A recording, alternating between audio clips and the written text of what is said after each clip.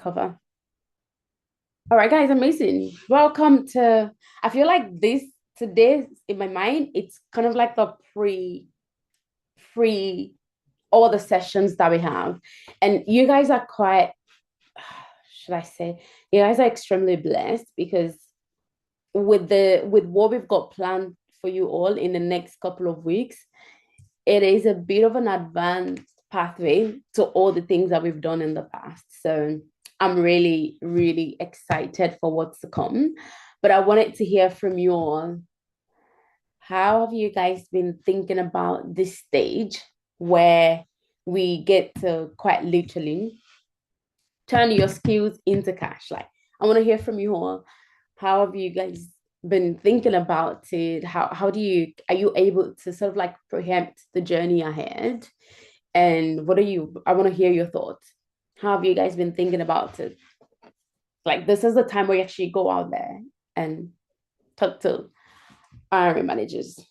Also, you look like you were gonna unmute your microphone. Yes.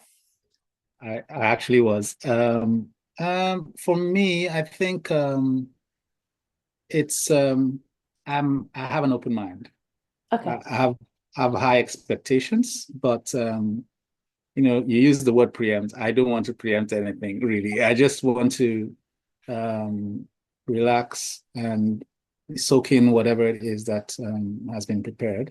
Yeah. Um, where like when we were wrapping up, some of us we talked about it and we're excited. We're thinking, should we just start putting out CVs and all that? But for me, even No. my wife asked me a number of times, like, why don't you just like test the waters? I said, no, I'm not rushing because I feel like I've waited 13 weeks, Yeah. right? I've learned a lot. So what's the rush right now? If what's another 4 weeks or 6 weeks, just to um, be sure that I have the right foundation Yeah. to go into whatever lies ahead. So for me, I think it's a game of patience for me right now. Okay. I really like that. I mean, the enthusiasm is really great, and that's extremely important to have that, to feeling like I might actually be able to step out and try and get this done, but also recognizing that things require time. Like, it's easy for us to rush things. Do you know what I mean? Like, for us, it would be easier to just rush everything and crump things together. But that doesn't help because we're not looking at the timing, we're looking at the outcome that we can get out of all of this. And that's the real transformation for us. Obviously, with all the work that you have been doing in the last couple of weeks, everything comes together. And a few things that I'm going to be testing before we even delve into like some of the activities that aligns very closely with hiring, because I want to make sure we still we're still feeling really hot on some of the things that we did in week one, right? I know you guys had your closeout work that you had to do, and that was quite intentional as well, because I wanted to make sure we are still feeling we still have that knowledge. Knowledge is power, right? When you've got knowledge, you're empowered. When you've got some power, that like increases your confidence level, and that's just the way it is. Confidence is doesn't work in silo. Confidence has a lot of twins, but people oftentimes just want to be confident, but like no one's thinking about, like, confidence follows action. Your confidence only comes out of the things that you do. As an example, there was a time in my life where if I wanted to go on stage and talk to people, oh my God, I would be thinking a lot. Like, I'd be like, oh gosh, like, what if I talk to people and no one answers? And what if I be like, hello? And everyone's just cold. And like all of those thoughts were coming into my mind. But I only had those thoughts because I hadn't done it a lot of times at that point in time. But how you know confidence follows action is because when you've done something over time, your brain feels like, yeah, now we're familiar with that, we've done it before, and so we're fine. And that's really what I want us to keep in mind. Progressively, these sessions will layer up and give you that knowledge so you understand what exactly you need to be thinking about when it comes to hiring. And I really want everyone to pay attention. This game that we're about to play is very psychological. extremely psychological. Contrary to what you guys might think, hiring isn't a lot of logic into it. It's 80% psychological and 20 logic. And from my perspective, especially as an hiring manager and as someone who has spoken to lots of hiring managers, I'm actually bringing a very, very top leader for you all next week. She's coming, and she's hired hundreds and hundreds of business analysts, worked with Telstra, worked with ANZ, worked with most of the top companies here in Australia. So she's got a lot of insight. And I want you all to hear from her in terms of what this looks like. So she's coming next week. But every single thing that you all would be like getting from these sessions progressively, they've been pressure tested from people that are enterprise candidates like yourself. And that's why I'm really excited, because the chances of not succeeding, yeah, except like you're just not ready. That's it. Like you just have to be like, no, I'm not ready for this. And that's the only way this doesn't work. But if you feel like you're ready, I'm all up for it. I'm all up for it. Thanks for that context, Uzo. Judith, tell me, what's been on your mind in terms of this session, and I guess like, do you have any fears? Kind of.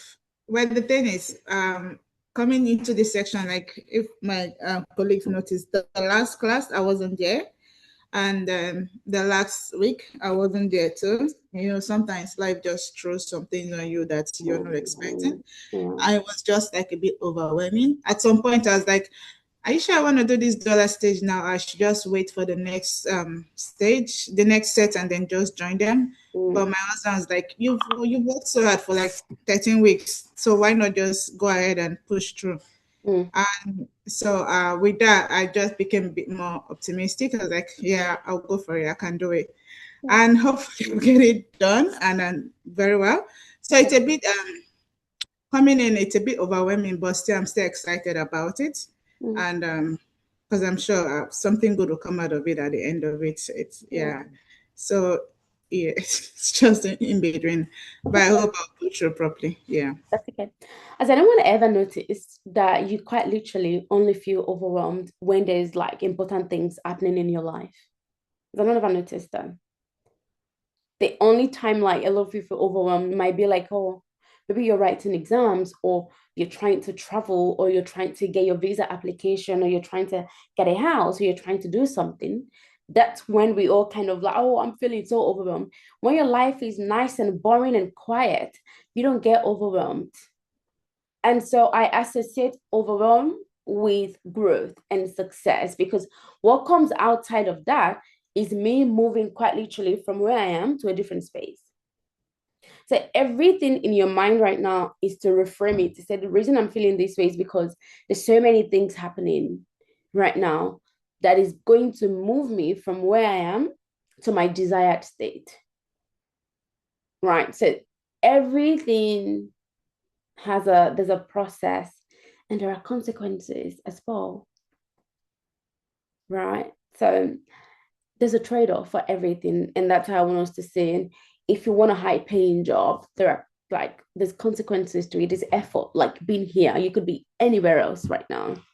When you look at like all of the successful people in the world, there are things that they've had to do. Even when you think about YouTube, did you guys know that YouTube kind of started off as a dating site? Dating for people. But that didn't work out. And someone was like, oh, we actually have a video feature on YouTube. Like, why don't we just like introduce that to people? And that's it. Oh, this like everything that you want to do, there's a trade-off. And once I understood that, life became easier. For me to get to the top, there's going to be moments where I'm not going to be like a normal person. Normal people kind of go to work 9 to 5, Netflix in the evening, have dinner, they're in bed at 7:30. That's good. That's really good, right? if that's kind of like what you want. But for me, as a highly ambitious person with a really big goal, I realized that's not going to be possible now. At 7:30, I might still be in Eagle Street working. And I might not leave the office until like 10 p.m. And I might miss seeing my kids on those days. There's trade-offs. But you need to recognize what you're working towards, know what you need to get there, and remove the constraint, which is my next question right now. For every single one of you on this call, what constraints do you have right now that might make you not give these sessions your full attention? Have we kind of identified that any constraints whatsoever where someone will be like, oh no, Tayo, I'm on the move, I'm driving, sorry, I can't participate? Like, have we thought about that? And if there are no constraints, I want to hear no constraints. Bernard, because if there are constraints, we need to take that away right now. Judith, you're there smiling like, Tayo. Um, so good evening, everyone. Hi, Bernard. I'm very excited to be actually here. I can say I'm a very procrastinating person, but for the first time in my life, I think I've done something like from the start to the end. Even though challenges has been so many, actually, since the start of this program, I've actually faced a lot of challenges, especially my work. Like I've been losing jobs, like I don't know, since I've been struggling a lot in terms of jobs, in terms of finances, in terms of literally everything in life. But I chose to stick with the program because I thought like maybe this is a breakthrough because I understand sometimes they say that maybe when you're facing challenges, that's when your breakthrough is coming. Mm, So yeah, I've been facing challenges. Sometimes I get bills, but I don't even have the money. I just look at the bills. I'm like, who is gonna pay this? And I'm like the only provider. I mean, I provide everything. So, yeah, but I haven't lost up for all that time. So I've been thinking, okay, even though sometimes I don't have money to pay for these bills or rent or anything, but honestly speaking, things have been working out from nowhere. Even though I don't have much money to save or anything, but at least yeah, I've been having money to pay bills and stuff.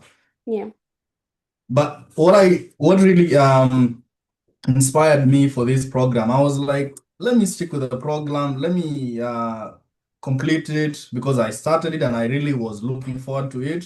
Even though when I was starting it, I was having fears of, you understand, like maybe this is not true, maybe it's not something.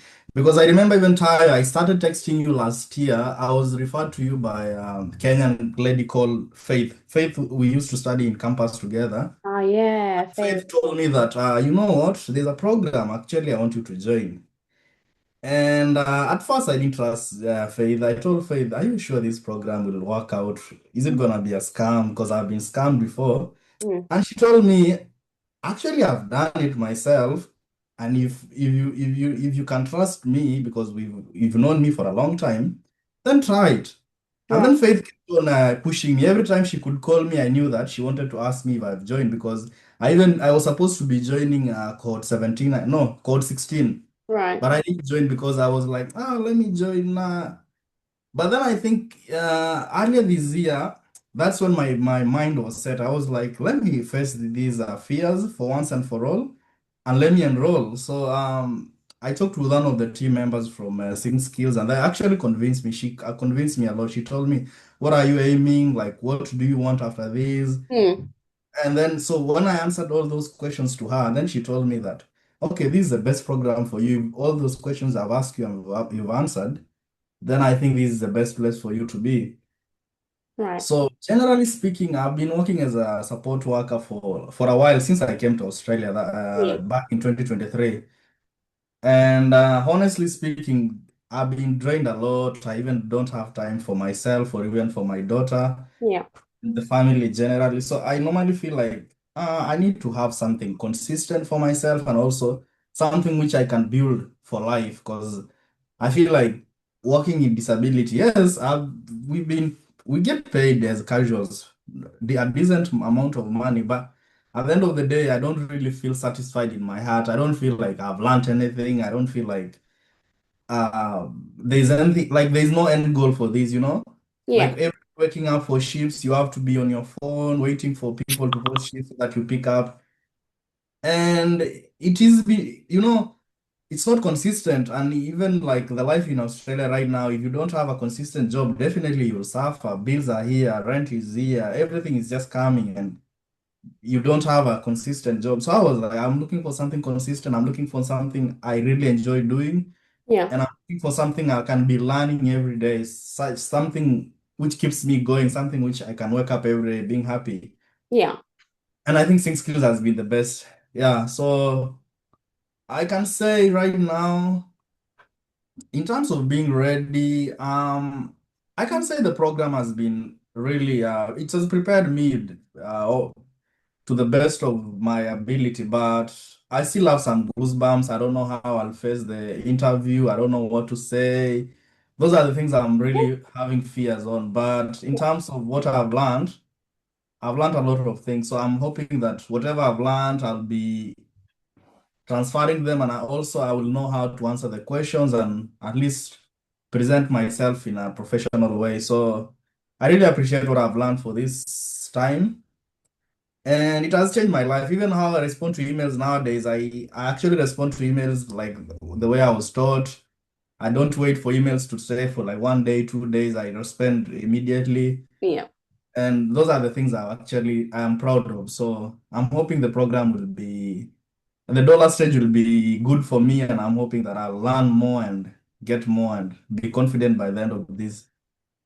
Amazing, amazing. I mean, like, Bernard, thank you. Thank you for that level of transparency and just you being like super true to yourself in projecting and letting me know what's been going on. But also, more importantly, I think I do owe you a gift then for sticking through all that difficulty and still going through things. Like, that's absolutely commendable. Do you know what? One thing I always say is the brain expands. Your brain expands so much because the more difficulty you go through in life, the more your brain says, we can go through anything and we're going to come out of it. So you went through that level of difficulty, but then you still stayed stuck to this, doing this because you know exactly what you could get out of this and how this could quite literally change your life, right? And those are signals. Those are signals for you to say, oh, even no matter what comes my way, I will always find a solution. So well done. Well done. I really, really, really commend that. Thank you for sharing that. I'm really glad that you've gotten so much value. These sessions, progressively, which we'll be doing, is to help you all visualize what happens when you're talking to hiring managers and how we need to put things together, right? And like I mentioned, I am introducing you all to something really, really new. And it has been pressure tested with hiring managers. So this is not some guesswork or anything. And I'm very confident, like I'm going to give you all some options on how you're going to talk to hiring managers. But I really hope you guys take my option too. And you guys don't feel like, Taya, that's so much to do. I really hope that you guys take it. All right, cool. What's the time? I was going to start in at 5:30. Okay, cool. We've got Emmanuel. We've got the two Emmanuels on call. We've got Juliet. Hi, Juliet. How are you doing? I wanted to have a chat with you all before I kind of jumped into the physics of what we got planned for today. So it's dollar stage. I know a lot of you guys have been like expectant and looking forward to seeing this session. My question is, the two Emmanuels, can you turn on your cameras, please? Is there anyone in the room? I want to hear like your thoughts. What comes to your mind when you hear, hi, Uzo, you've got an upcoming interview. We cannot wait to see you tomorrow. And we're looking forward to meeting you at 10 a.m. What comes to you guys' mind when you hear that? I want to understand your feelings around interviews right now. I want to understand your relationship. And if you guys could describe that to me as well. If you just want to describe it, that's fine. If you want to tell me what comes to mind, that's fine as well. I might start with you, Juliet. What comes to your mind when you hear there's an upcoming interview? How does that make you feel? I feel like even though it's a good thing sometimes, generally my heart will just skip once. That's because I feel like the next question is, oh, what kind of questions are they going to be asking me? Am I really prepared for this? And depending on the kind of, maybe like the background knowledge you've also got, Yeah. it's time to begin to dust you. That's when you probably use some of these online tools, or sometimes trying to read through your resume. So you kind of on your toes, sort of, yeah. Yeah. Okay. So for you, it's kind of like, Lord help me. What are they gonna ask me? Am I ready for it? Is this can I do it? Yada yada. Okay, cool. Alrighty. Just can I be honest with you? That is a normal feeling. If you actually don't feel that way, then that means there's some part of like your human side that is not quite connected. Your brain seeks pattern. And interviews is a bit of a pattern interrupt to the brain. What do you mean? People want to talk to me and interview me and ask me questions. The brain is going crazy, right? So I want you to think about it this way. If and when you get a call for an interview, naturally your brain goes into a little bit of what we call the panic mode. Are we actually ready for this? Can we actually do this? And that is absolutely normal. Why? Because your brain is there for protection. And the brain would only do things to protect you. Interview to the brain feels like we're in danger. And the brain is like, ooh, I don't think we can do this. But actually, is that true? The feeling you get when you get called for an interview is the same feeling you get if you were standing at the edge of a cliff. It's the same hormone that is triggered. What happens when you're standing at the edge of a cliff? Can someone tell me? What happens? You're standing at the edge of a cliff. What happens? You're standing in the middle of a road where potentially cars are coming. What happens? What do you guys think? What happens? Can someone describe that emotions to me? I think it's fear. Yeah. Fear comes in. You're going to be Like, scared. yeah. Right? You're going to be scared. You're going to be worried. Why? Why do you think your brain says we're scared? Because you're standing at the edge of a cliff. Why? What do you think the brain is doing at that point in time? Trying to protect you from danger, pretty much. Absolutely. It's the same thing that happens to you with interviews. And that's why you get that feeling. Some people even start to get like shaky hands, and you see some people even start to purge, start to have runny stomach. They start to go to the toilet back and forth. Their whole system is like, God, please help me. The reason I'm explaining this to you all is because I really want you to understand what's going to progressively happen, because you start to get strange calls from hiring managers calling you. You guys would grab your phone and call them as well. So all of these feelings, I want you to remember and say to yourself, I'm meant to feel this way.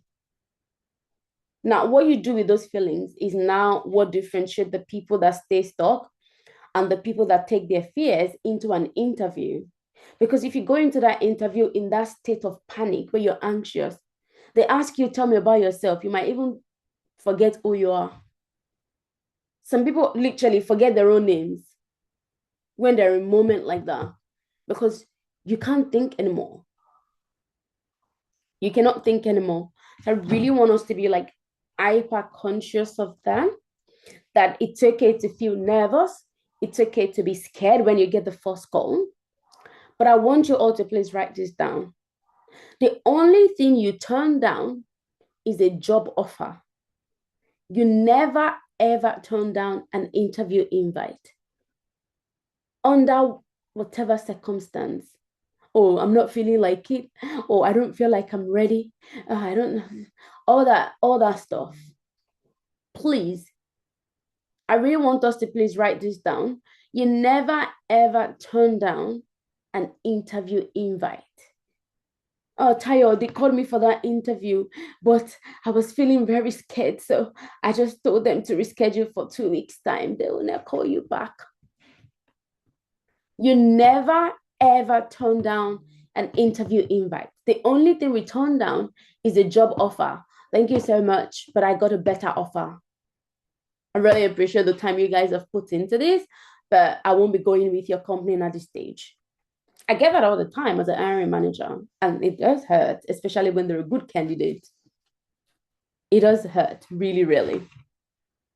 Right? So please, it's very important to me that we understand some of these mechanics and we start to see ourselves as a trophy. Any company that gets you on would be getting, it's like a trophy. And if you don't see yourself that way, our managers can see through you. And you're not going to be the most attractive person in the room. All right, I've got more people in the room right now.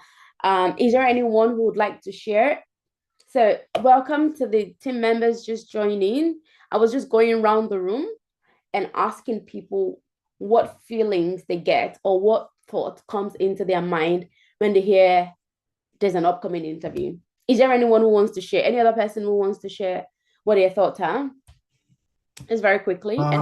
Let me share. So I think the way Judith has said is that we normally feel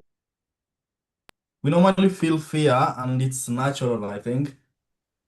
Yeah. Another thing we normally feel like interviews is that we feel like we are not ready, we feel like we are not prepared enough, even though sometimes you have the experience, you have the words to use, you have the skills, but still you'll feel like, maybe I won't get it, maybe I'm not ready, maybe I don't have whatever they need. Yeah. So yeah. Amazing. Amazing. Thanks for sharing that, Bernard. Any other person in the room wants to share with me the feelings you get once you hear there's an upcoming interview? Uzo. Yeah. Okay. So one thing that has happened a couple of times, and that was probably because, like Bernard said, I felt I wasn't ready, is imposter syndrome. Yeah. So you've actually done the stuff, but probably because you feel like you're not at the level where you think the interviewers were going to expect you to be. Yes. That imposter syndrome kind of hits, and it can be crippling, to be honest. Yeah. Can 100%, and it's so annoying too because you're thinking like, what's happening? I can do this. And imposter syndrome would, like, I guess, no matter how you go in life, it would always just creep in and out. That's it. It never resolves. It never goes away. It's there. It's just the self-conscious that now helps you not allow it overcome or take over. Because once it takes over, even the things that you're good at, you're starting to like doubt yourself. You're starting to think, okay, do I actually know what I'm saying? Am I saying the right things? And when that's all crowded your brain, people can see that. And that's where you get people have distorted speeches. They start to forget what they were meant to say. And it's just very distracting. So for me, I see it as when you allow imposter syndrome in, there's more for you personally as a person. There's a lot of things that you would then lose as a result of that. Either you lose the people in the room, or you further lose your own confidence, or you run a session and people feel like that was underwhelming, and that further buttresses the fact that you're not good enough to be there. And then it just goes down the road from there. So that's why it's really important that you're self-aware. When you start to feel that way, please speak up. Please speak up. I've spoken to a lot of people like a few hours to their interview, and they'd be like, oh, Tayo, I'm feeling this and feeling this. And then we just go through everything. Why are you feeling this? What's happening? What are the doubts that you have in your mind? Oh, I don't think I'm good enough. Well, who said that? No one. It's just in my head. Okay. Well, let's wait for someone to say that then. Okay. Why are you feeling this way? What's happening? Oh, I'm not sure I can do this. Okay, cool. Let's go through and tell me about yourself. Run me through it. Okay. How did I go? Actually, I didn't realize I knew all that much information. Okay, cool. So then it's all a lie in your head. So please speak up. If you are ever feeling that way, speak up, speak up, speak up. Give us a call, put it on Slack, whatever, email, give me a call. Like, I'm always there to listen and support you all. But please don't go into an interview just feeling all that craziness, emotions up there and feeling like you cannot do this. That doesn't help anyone. If anything, it makes it worse. All right, Bisola, I saw your hand up. Yeah, I was gonna share similar thing. Like, of course, I'll feel nervous. I feel at this stage, if I'm supposed to if I have an interview tomorrow, maybe because like I'm not yet used to the question, like the feeling of the unknown. It's not like I don't know what to expect. Of course, I'll feel that way, but I feel, yeah. Can you hear me, please? Oh, loud and clear. Yes. Yeah. So I feel I'll feel that way, but I feel like maybe with practice, maybe for the next couple of weeks that was supposed to be on this dollar state, I think the confidence level will go beyond now. But if I'm supposed to do an interview now, of course, like I don't know what to expect. I'll feel nervous. Of course. And yeah. Of course. That's why we're here. Amazing. Emmanuel. Yeah, I've got a very short window to talk. Can you hear me? Yes, loud and clear. Yeah, I think I agree with everyone. For me, usually it's mixed feelings. I can have like, I'll be scared and kind of like, tense. But then at the same time, I'm kind of like excited to actually have my chance to prove myself. Yes. And so for me, I just try to study as much as I can and then go and just, try to answer the questions as best as I could. Definitely, that's why we are here to get prepared. We are going to be scared, which is okay. But then we still have to be excited to prove ourselves as well, because we've learned a lot and it's been an opportunity to have a chance to actually, even though you're going to be scared at a typical interview, you still have the chance to, still be able to answer questions like legitimately, and which is what personally I'm excited that I have the opportunity to do. So it's a mixed feeling something. You know that you can deliver, but then at the same time, you are tensed because it's like, there's this opportunity for you to do something, but then how is it going to go? Is it going to be fine or not? There's that uncertainty. But then again, we still have the chance to still prove ourselves anyway. So yeah, that's it for me. That's it. That's it. At the end of the day, you put in the work, you give it your best, and even no matter how good that is, the company might decide not to move ahead. They might hire someone internally. They might not have enough budget for that. There's so many factors that might not necessarily rest in your shoulders. So there's that consideration. Amazing. Thank you all for chatting with me. Emmanuel, let's have you. Most of the times it depends on the situation. Sometimes when you are too desperate for the job, that's when you get tensed. Most of the times, yeah, because you know that you're putting all your last on this, and then when you lose it, that is the end. That is when it happens that you end up getting tense. Mostly, even if you know what you are about to say, that feeling alone can destroy everything. So sometimes when you have an interview, you have to be calm and make sure that whether you get it or not, you just psych the brain. If I should get it, that's fine. If I don't get it too, that's okay. Else, when you are so desperate for the job and all that, it happens that you go with some kind of let's say there's some kind of overjoy, over excitement. That one, you end up being tense. You are excited, but the moment they put the camera on you, hey, the spirit vanishes, then that's it. You will start to mess up. Yeah, so that's it. Yeah.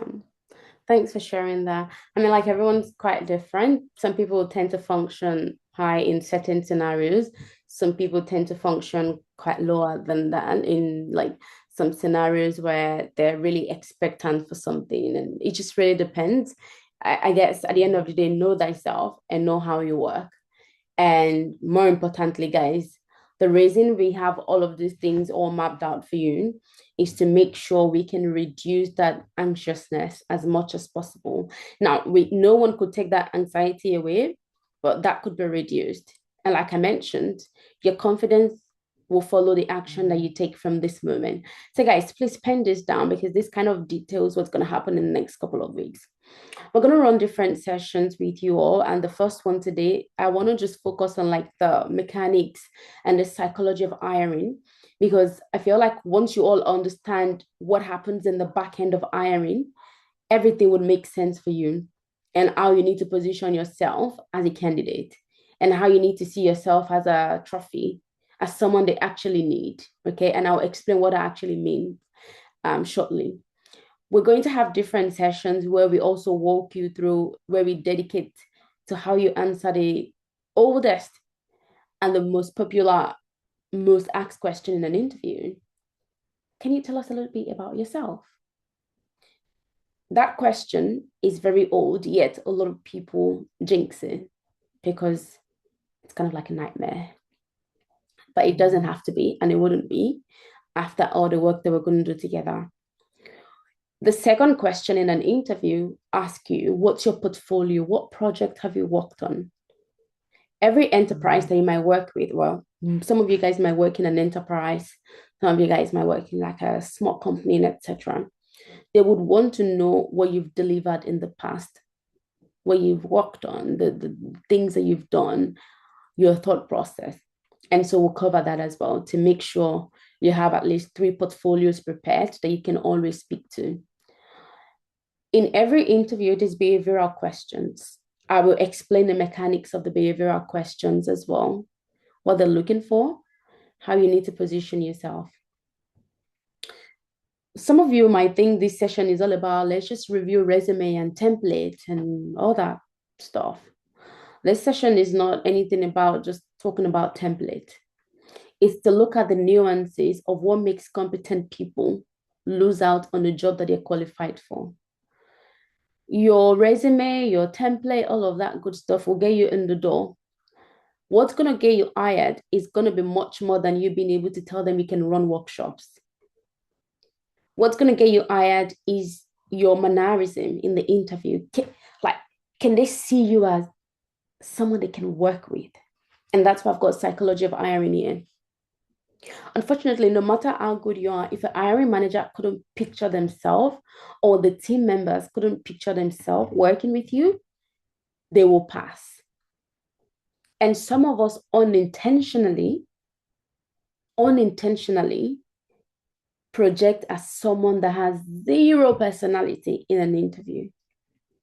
So I'm going to be looking out for a lot of that. And that's why I really want to encourage every one of us to please be on camera, because if I can't see you, if I can't see how you're talking, your body language, what you're looking at, then it's hard for us to move you to the next stage. So I need to be able to see that.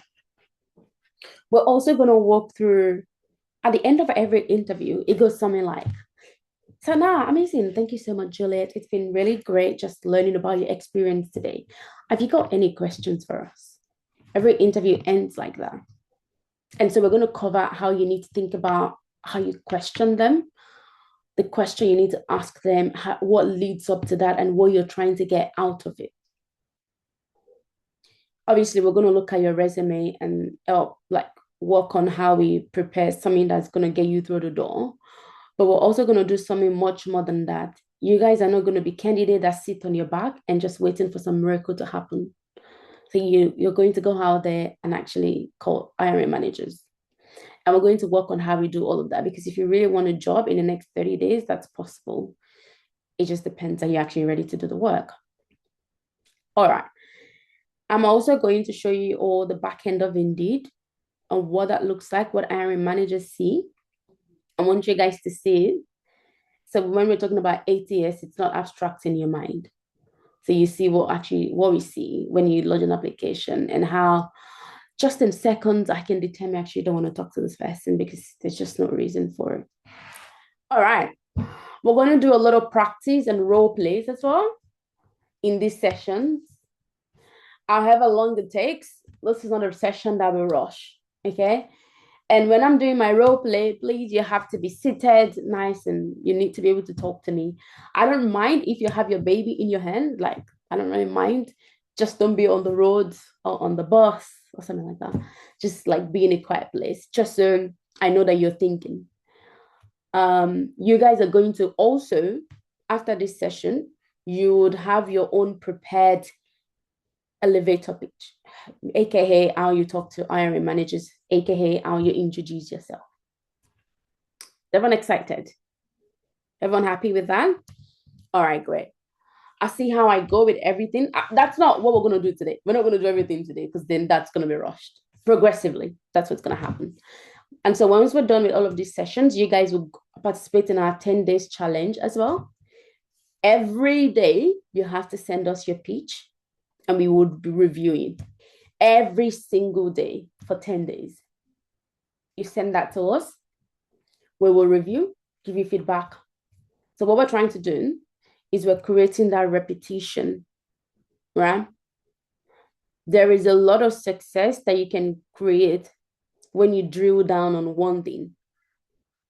Do it so much, your brain has no choice than to actually know it. It's the reason a lot of you guys know your BSB and your account number today without actually learning it. Why? Because you've seen it so many times.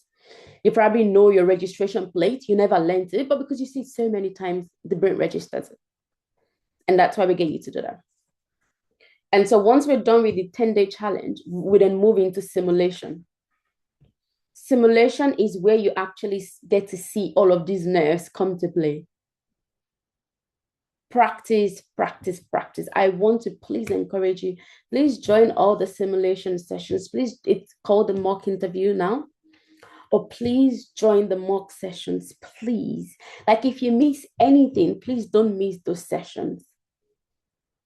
Because that's where we get to actually see what might happen on the job. How many of us are familiar with the Osama bin Laden operation that the US Army carried? How many of us are familiar with that? Right? How many of us know Osama bin Laden, the terrorist? Yeah, cool.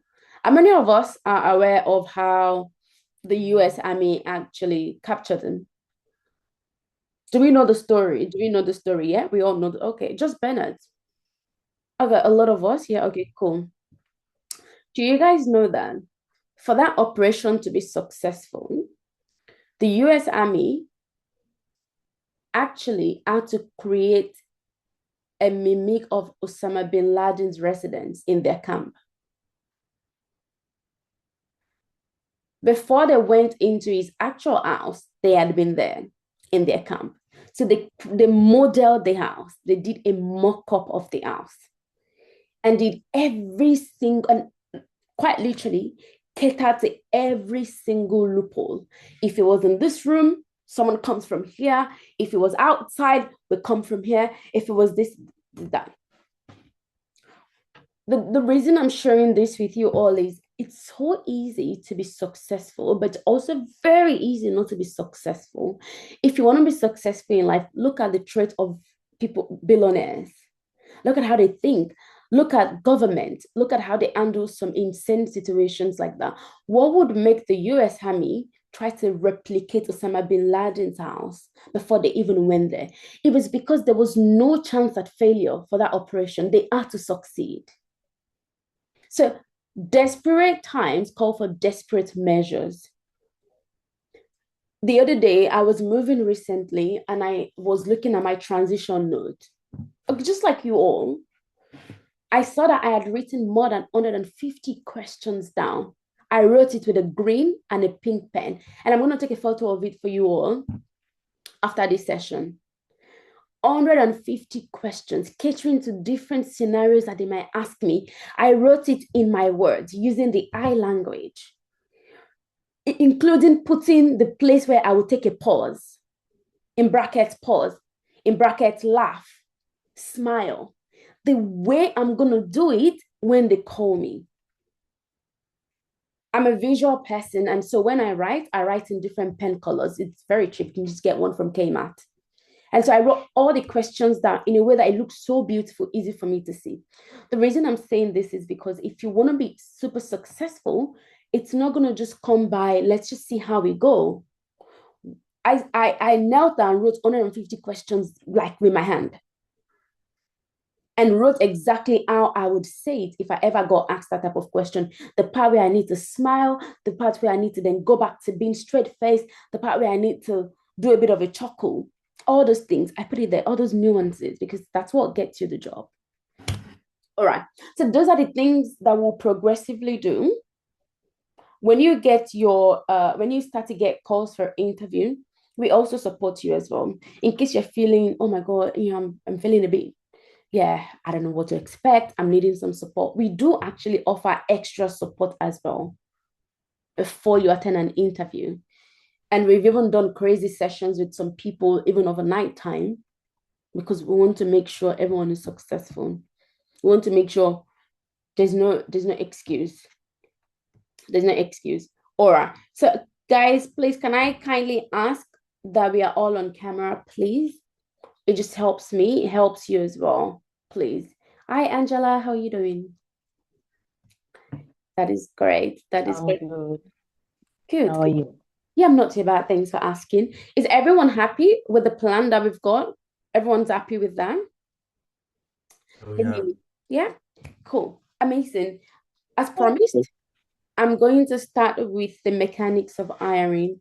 And I really want you all to please pay attention because this is where you get the full picture of what happens in the back end. When they say, oh, we're actually, when you see a job ad on Seek and what they're actually looking for. Now, the mistake that we make as candidates is thinking, oh, everything needs to be perfect. I actually need to have 10 years of experience and I need to have every single thing in their job description before I can apply for this job. But hiring is not looking at that at all. Hiring is a lot of perception. And if they can perceive you as someone that can do this job, then even if you don't tick all of the box, it won't matter to them. Perception comes from someone giving you a call right now and be like, hey, Agnes, my name is Tayo, and I'm just calling you from Commonwealth Bank. I've seen your application come through, and I just wanted to have a quick chat. It's not a good time to talk. And then Agnes goes and says, oh, so sorry, please, hold on. Let me just quickly go into, sorry, just 1 minute. The person, like, guys, what do you think is going on in the person's mind? What do we think is going on in the hiring manager's mind? She's not ready. Like, thinking, okay, I don't know, like, why, what's happening? You've not even started the interview, you're already losing point, right? What would I do in that case? If I was busy and like doing everything when an hiring manager called me. Now you put out an application, so definitely you're expecting them to call you, correct? Correct. So if you find yourself in that situation, you want to say, yes, thank you so much, Judith. Can I just step into a quiet place? Because I'm just in the middle of a lot of stuff happening in my background. Just ask a question. Or I'm just going to move into a quiet place. Thank you so much, Judith, so we can have a proper conversation. That's different from like panicking and like running around as if like the world is coming to an end. The world is not coming to an end. I want you all to please remember that perception is very important. Perception is very important. Now, when we're thinking about hiring, how many of you believe that companies actually need you much more than you need them? How many of us believe that companies need you more than you need them? It's okay if you don't believe that. I think we both need each other. So companies, without the companies existing, I won't get hired, and without me existing, they won't get someone to hire. So I think whatever they are looking for, I'll be offering. So it's a win-win situation. So they need me, I need them. So that's my perspective. So Okay. Okay. Any other person? Thanks, Bernard. Any other person? Yeah, I feel like Okay. so. I think Emeka. Who was that? Was that Juliet? Sorry, Emeka wanted to speak. Oh, okay. Emeka. Yeah, okay. So for me, as someone that has been in the hiring industry, I'll first say that when a hiring manager put out application, opening, and CVs are coming in, one of the things we all wish is to get that person that has everything that we're looking for, right? Yeah. So you open a CV, you look at the job description to see what the person has done. Anyone that is close to what we're looking for, we'll put it by, we'll add it. Yeah. So if I open 10 CV and none, I would just be frustrated, you know. So I would say both candidates need each other, but at the same time, both candidates will present themselves like they're not vulnerable, because if you show vulnerability, then the other one takes advantage of it. For example, there's sometimes that have a job that is to pay a certain amount. By the display of the candidate, you can actually adapt at that spot, reduce what you want to pay. So both candidates, both parties try to not show vulnerability, but I would say both parties need each other. I don't know how to put one above it, That's okay. but both candidates need each other. Yeah. That's okay. Appreciate that perspective. The truth is, when you see a job ad, the hiring manager has a job, a real KPI attached to that as well. Okay. Now, you as a candidate, you obviously you want a better job, you want money. But a hiring manager has got a job to fill a role, not just to hire, like to your point, Bernard, right? They're not just trying to hire, they're trying to fill a position with someone that can solve a particular problem. Now, what happens at the back end of that is if the hiring manager couldn't get the right fit, someone who can solve that problem, then that means they are not able to hit their KPIs. And that means the organization is going to suffer.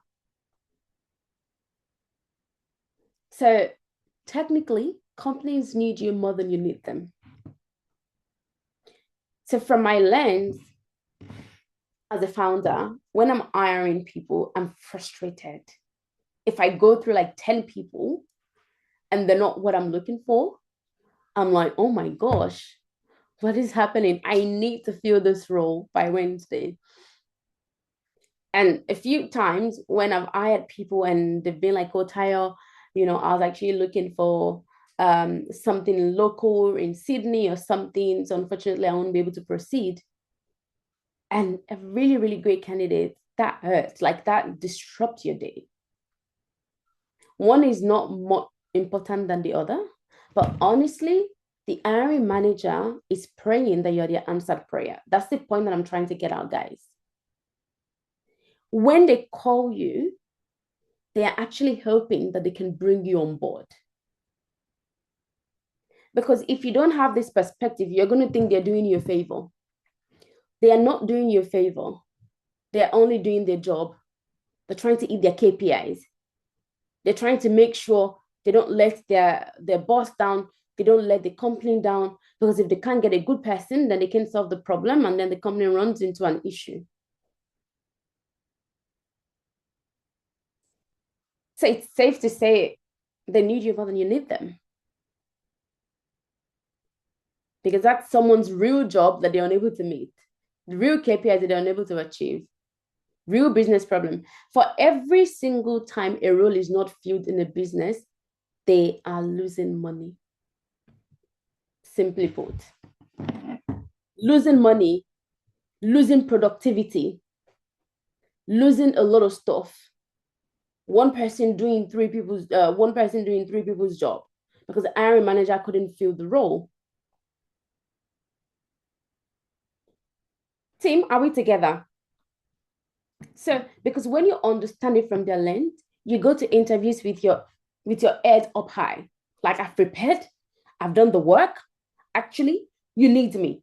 So you only have one job in that interview, just one job. Make them feel silly not to give you the job.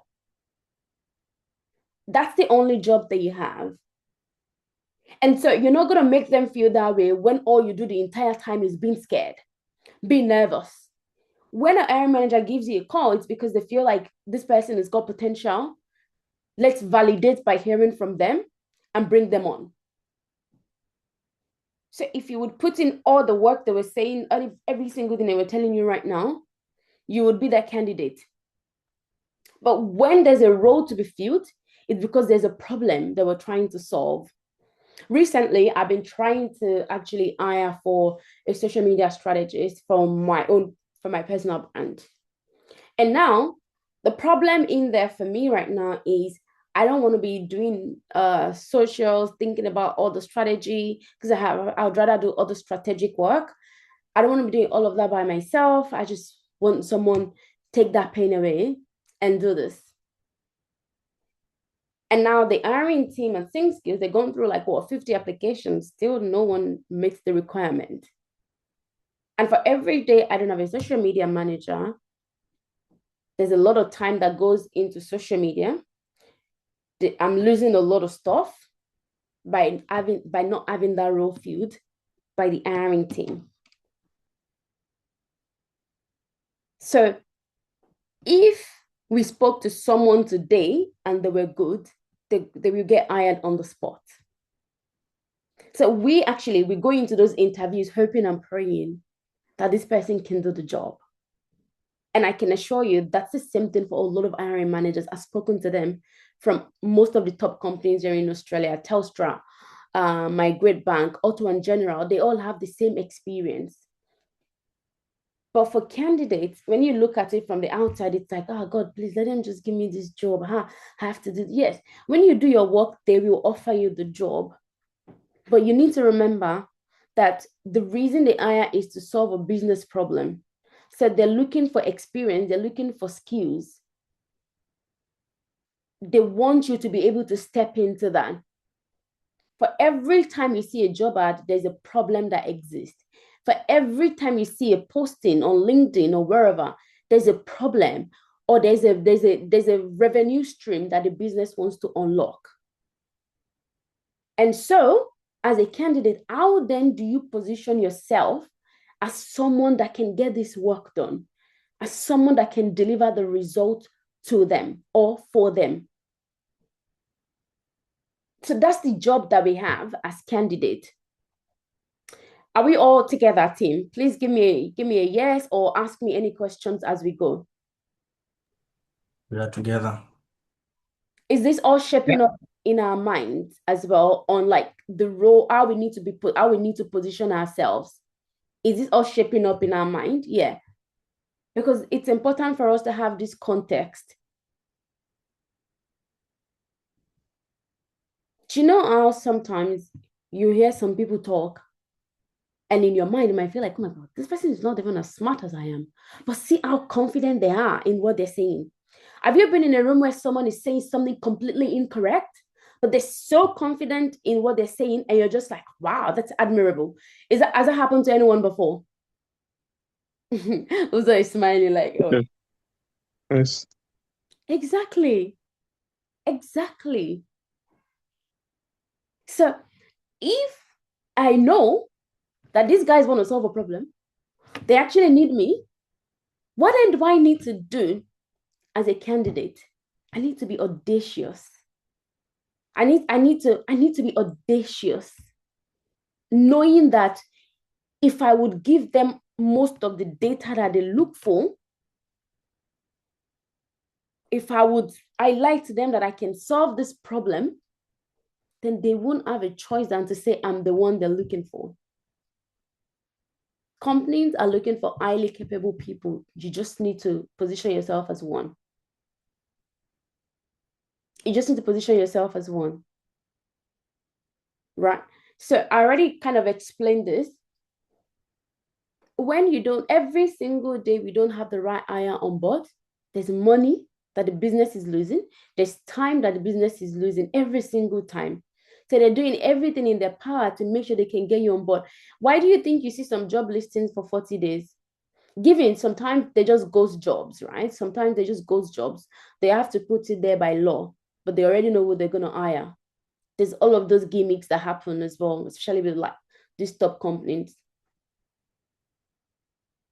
So it's very important for us to know that. And again, to buttress the fact that hiring managers actually have a real job, they know that every single time they make a mistake, productivity tanks. And that's why their guards are up as well. They want to get all the data from you. They want to make sure you can do it. They'll be looking at your body language, your tone. Oh, how is Uzo answering this question? Is Judith, she has not even smiled at all in this interview. Is she going to smile when we hire her or give her the job? Like, so they're looking at all of these things because it costs them. It costs a lot of money. And so, what are some of the ways for us to get a hiring manager on the call with us? Obviously, your resume needs to do the job. That's first one. But unfortunately, this is the only thing people do. Just lodge applications and play the waiting game. This is just one way to grab attention. Resume is just one, just lodging application is just one way. We'll talk about the offensive style of application. And that's the part where you grab your call and list 50 people that you want to cold call and tell them exactly why they'll be crazy not to give you the job. But we're going to talk about the number one way. Every single one of us would need to prepare a resume. Would need to prepare a resume, not just I'm a data-driven, detailed solution, all that stuff that we write these days. Not just those type of resume, but a resume that actually is going to sell your skill set and grab the attention of your hiring manager. You guys would have to prepare this and then send to us. I will show you exactly what needs to be there and what each component is doing. Now, when you think about, you guys already know what your resume is doing. It's your entry point. Unfortunately, we don't have time to read everything that you got on your resume. It's humanly impossible to just read every single thing. So at best, I spend like 20 seconds if you grab my attention. Just scan through and move on. It's crazy, but it's the reality. When they have to go through a lot of applications, when applications are tripping in hundreds, how can you possibly look at everything? And that's why you have to think about, what is my resume saying to people? Does it show my credibility? Does it show that I can do the job? Or it's just a lot of English? A lot of the AI tools are very notorious for just giving you English that she doesn't say nothing. It's not passing a message. It's just big grammar up and down. Hiring manager reads it. They're thinking, so what exactly can you do for us? We don't understand. So you need to think about your resume. I'll show us some samples right now, but I really want us to understand what this looks like and how we need to position this. Now, when you're thinking about your resume and what needs to happen in terms of how you present it, is we're going to be looking at your experience, what you've done. And this is where your workbook comes in. How many of us had some time to do the workbook? How many of us had some time to do the workbook? One. I just started, but I haven't gone through the entire thing. Yeah, I haven't finished it. Yeah. Who else? Yeah, I'm halfway also. Halfway through it. Okay. I've also gone through the document, but I haven't started working on it. I've just checked the document and I've seen the questions which were asked and everything. Yeah. Okay. Same here. Okay, same here. But you guys have started. Yep. Yes, I've started. Okay, cool. So because the reason I asked us to do that exercise is to start to highlight some of our own skill set, and all of those things will come together. But like I mentioned, I don't want us to rush this. Okay.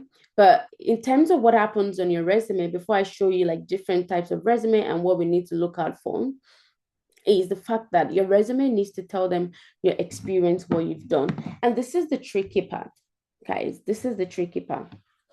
Let's go to the back end of Indeed. And so I'll show you this. Experience, achievement, professional impact, all that good stuff. The world of work looks like this. And I want you all to please listen. When you are applying for a job, what you list out as your experience matters a lot, including job titles, including all the information in there. Hiring managers know this themselves. If there's a mismatch in what you have on your resume and what they're looking for, they will never get to you, even though you can do the job. And that's why they have what they call positioning. They say things like, you have to position yourself for this job. You're applying for a teaching job where your resume needs to highlight teaching, even if you've never really held the teaching title, but you've done the work. And the beauty of business analysis, if you guys read the workbook, is that it tells you very clearly, according to, how many of us know IIB? That's the International Institute of Business Analysis, yeah? It tells you a business analyst isn't someone who has held the job title. Did you guys grab that? And that's why I always say, like, as a career changer, you have nothing to be scared about. The body guiding business analysis, before now, there was not even something called business analysis. There was no job title. There was no title. There was no role called business analysis. 15 years ago, 20 years ago, there was no such thing. It was just like, they just called them, operations, admin, analyst, before they actually cemented the title. How do I know this? A lot of the older people that I work with in the bank, they say things like, when they want to introduce themselves, they say something like, well, I've been a business analyst now for 4 years. However, I've been doing business analysis for 15 years. It just wasn't called business analysis at the time because no one knew what that was. All they knew was there's a problem, someone asks question, someone solves it. Someone asks questions, someone recommends solution. There's a process that we want to create. Someone looks at it, someone says, do it this way, and people do it. And so you have to think about translating and transferring your previous experience to suit this. Otherwise, you're going to be shooting yourself in the leg. Are we together? Do you guys understand what I'm saying in terms of positioning? Because that's the only way to win. That's the only way to win. Very quickly, let's go to the back end of Indeed before I tell you what this looks like. Now, when what we see on the back end of Indeed is this. So let me just bring this up and show you all. And you would kind of see what Indeed did with this. It's so interesting. Because if you don't understand how this works here, okay, let's look at social media. Me, custom jobs here. Okay, cool. View. All right, so I'm going to share my screen right now.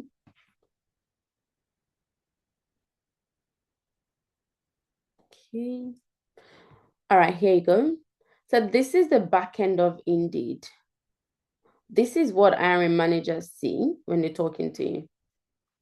Now, let's go back here. I come here. I'm looking at this. Note that I've not even opened. I'm just looking at this. There are some of them I probably won't open. Once I see this, we didn't find matching qualifications, I'm thinking, yeah, that's probably not unattractive.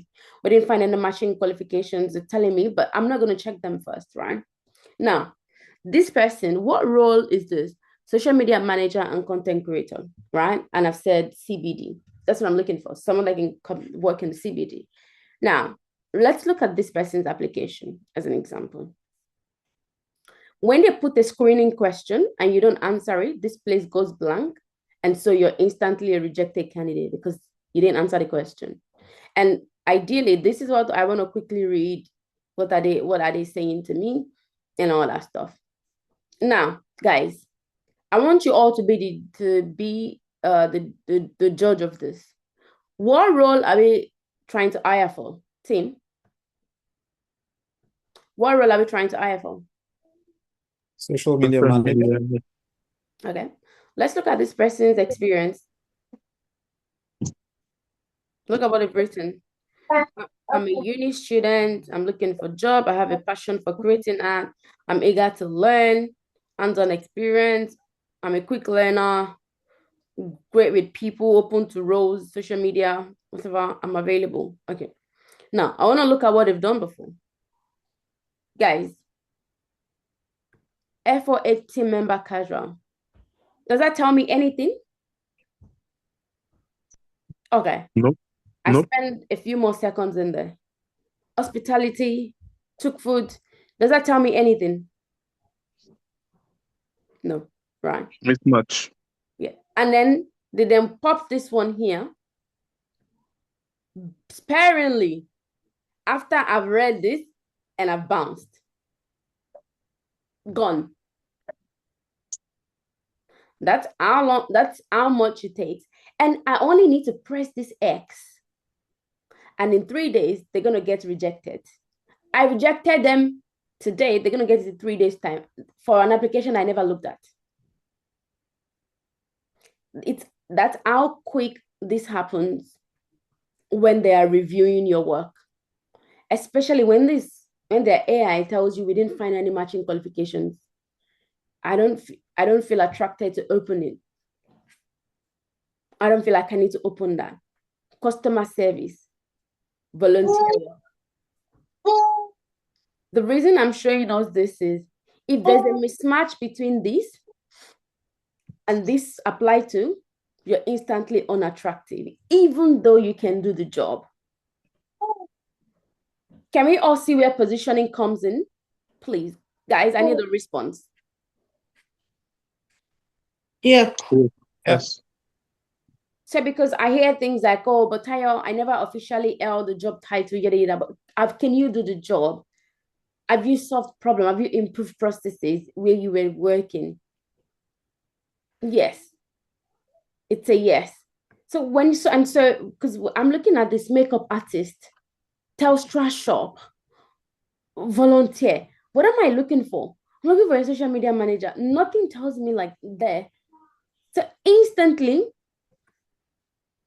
rejected. Kelsey was marked as rejected. And so automated emails will start to fly up and down. Nothing. I want to hear from you all. Thoughts? Are we thinking about all of this? What questions do we have? Judith, you had your microphone. Oh yeah.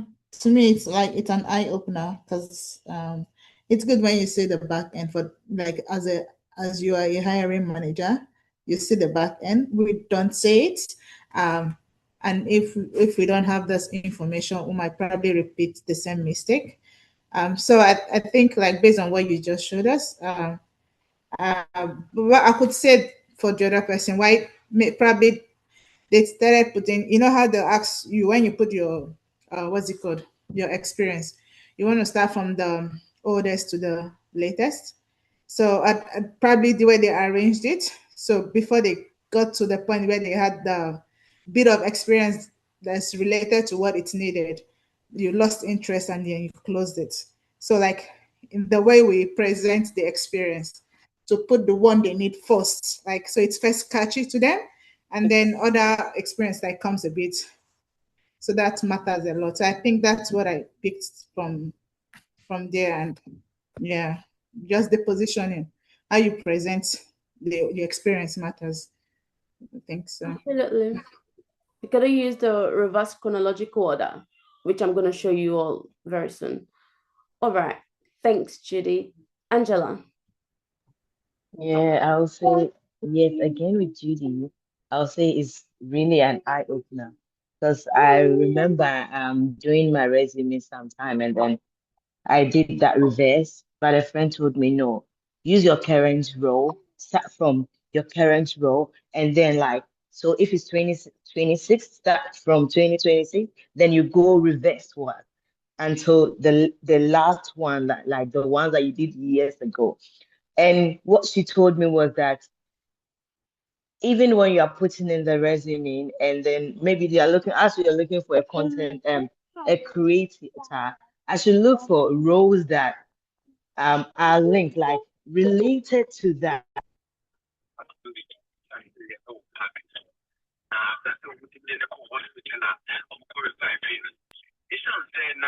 Oh, we lost you now, Angela. We lost. Angela, we lost you. Your audio just changed suddenly. Is it just me or did oh, everyone get that? Oh, now you're back. Oh, she's back now.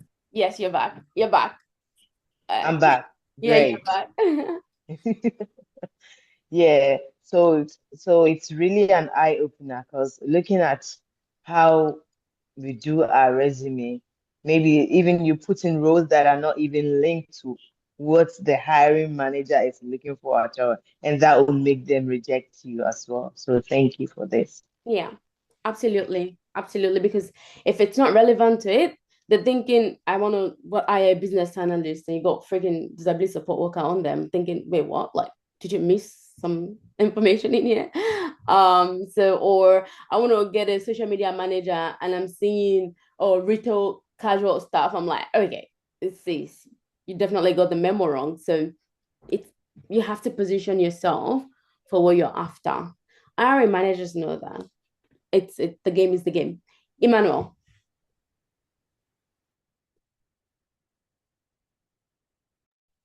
Okay, so per what you've shown, I can tell that you can't use just a single CV to search for multiple jobs. That is it. Because you can't use a CV you've written a position for, let's say, a project manager.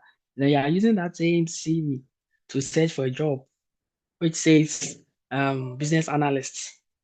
And also, even if you are applying for the same job as in project manager for multiple companies, you still can't use one CV because every job has its requirements. So it means that with your CV, if I have this particular CV and I'm going to apply for maybe a job in company B, it means that they have a different requirement than what I currently have on my CV. So it means I have to go with their requirements on the next CV I'll be designing and then I'll submit to them. So multiple jobs, multiple CVs. That is it. So it means that you have to put more effort in the CVs. You need to produce a lot of CV, different.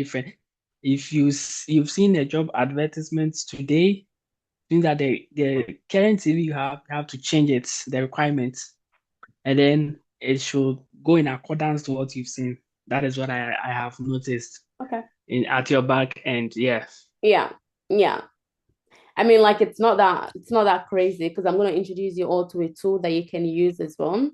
All right. And your in the entire DNA of your CV would not change, but definitely you'd have to position into the job because every job has got different requirements. So I'm glad that you picked that up, Emmanuel. Now you guys are very observant. Well done. Bennett, you had your hand up. Let's go. From what I've seen also is that you shouldn't actually your CV should be relevant to the job advertisement, and the skills you should present to the employer is the skills they are looking for. And actually, I can use myself as an example. So, recently I did an interview for a support worker, Mm-hmm. and I was referred to this company by a friend of mine because they've been working there. I've been applying for days, but I haven't been getting hired. And I asked them, okay, what should be the secret?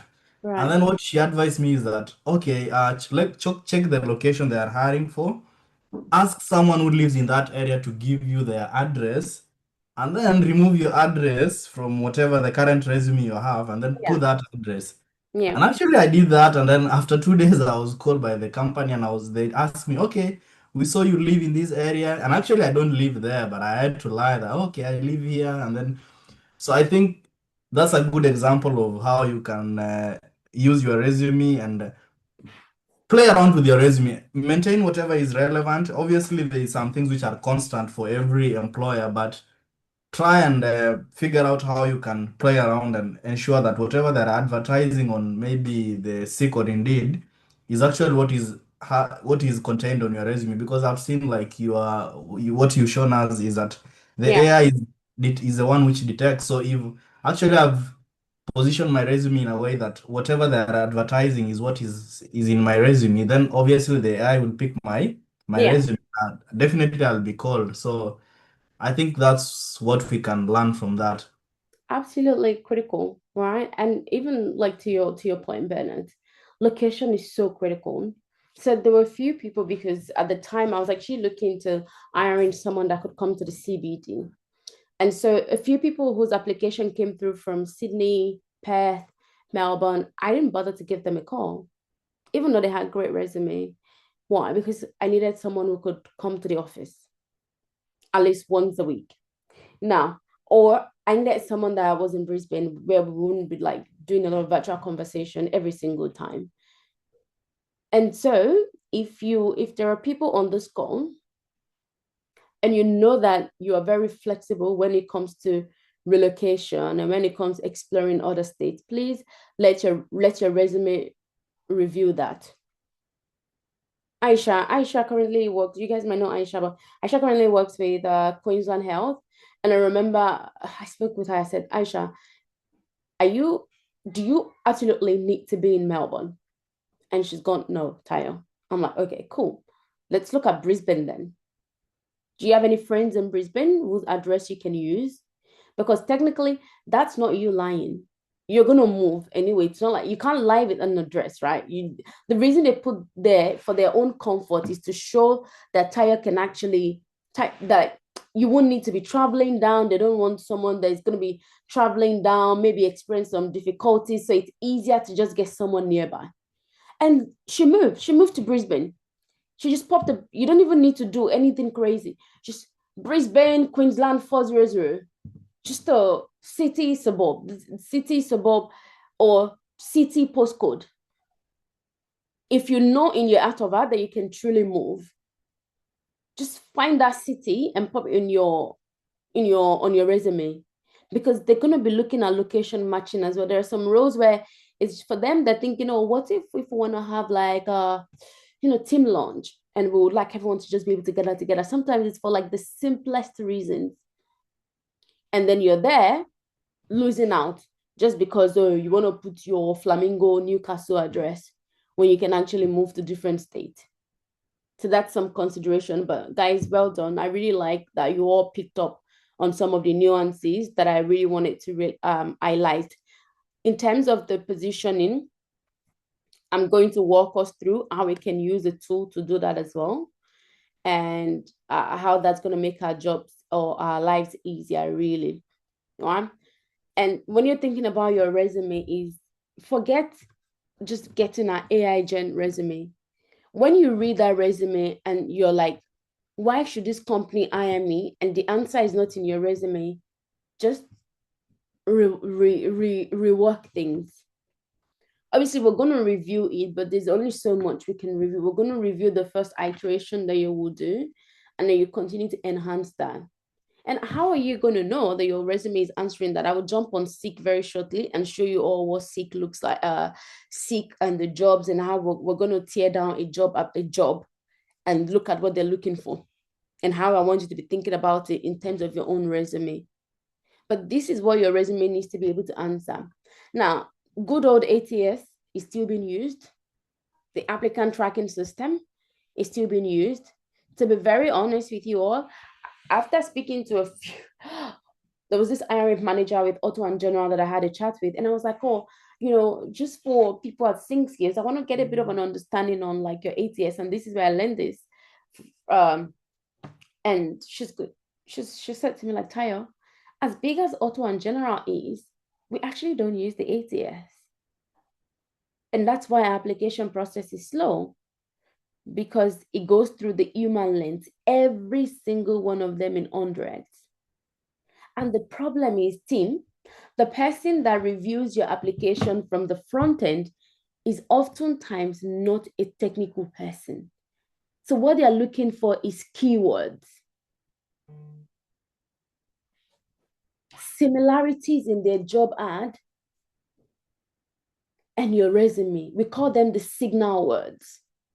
They're looking for signal words. Why? Because they're not technical. They actually don't know the job. They're not a business analyst. And so even when they call you for that first interview, it's the hiring manager. So we've got the hiring manager, right? And then you've got the technical team, maybe a senior leader, a senior a business analyst who they decided to put on the hiring team, the business analysis manager. Those are the technical people. The product owner, those are the technical people. The program manager, those are technical. And you guys won't have them at the beginning. You would have the hiring manager. So the hiring manager will go through, she's listening for signal words. She's listening for how you approached it. Were you confident talking about this, or were you just just moving all around? That's what she's going to be looking out for. And so explaining what ATS is, some of you are probably already familiar with this, but ATS is a software just helping organizations handle their hiring needs. So it does three things. It sorts, it ranks, and it filters. Sort out application based on the keyword that they've loaded it. It's going to sort it based on the people with the top match. And it's going to filter, meaning send every other person out in the bin if there is less filtration, if there is less match or no matching at all. And like I mentioned, not all companies actually use this. The internet is making a lot of people believe that every company is using it. No. Big enterprises, yes. But even that's not true, because Auto & General is a big company. How many of us know Auto & General? It's in finance, insurance. In Australia, how many of us know Auto & General? No? Okay, the very popular insurance provider, right? So they don't. A lot of other companies don't as well. I know the bank that I work, we use ATS because it's just banks are very regulated. So with the ATS, that's why even if the back end of my Indeed was saying there was no match found. No match found. So from an hiring manager's lens, those are not priority applications to look at. I just swipe and keep going. So, but we have to treat our application as though it's going to go through this. Are we together? We have to treat every application like it's going to go through this. And so you're going to focus on a few things when it comes to your application. A lot of good applications today are being filtered out by AI, unfortunately. Even before the introduction of LLMs, like we all have access to Gen AIs right now, ATS system has been filtering out applications way before. I remember the way I actually learned this was a couple of years back. I was lodging applications and I was just like in seconds, I was getting rejected. And I was like, wait, what? Like, are you telling me someone is sitting down and just like rejecting me in seconds? Like, what's happening? Has that ever happened to you? Or like you lodge an application before you even close it? It's unfortunately, has that ever happened to anyone? Yeah, most of the Most of the time. I was like, oh my God, like this is hard. Like, there's got to be a way. Then I read this book called Beat the Bot. And I read the Beat the Bot. I was like, oh, damn, this makes sense. Okay, you have to play the game. And it's just a way for companies, especially companies that are swarmed with lots of applications. This is their own pathway to be able to manage the situation. And it makes sense, right? You don't want to just have to open 200 applications. Look, guys, the example that I showed you right now on Indeed, is that a painful thing to look at? After you open 20 applications and somebody is from food house, the other one is a truck driver, the other one is from this, like, team, is that painful to just keep checking? Yeah, I want a response. I want your feedback. Yeah. It's painful. And that's why organizations have this system in place.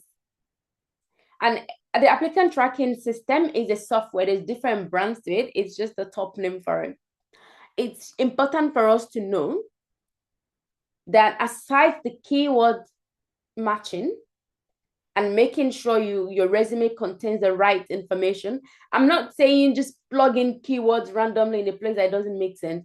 Remember, it's still going to get to a human table. And when it gets to the human table, they read your wording. Grammatically, it doesn't make sense in the bin. So you might have gone through the system check. When it goes to a human table and it lacks depth, bin. Aside making sure you have the right wording in there, for the ATS to be able to pass your resume, you need clean formatting.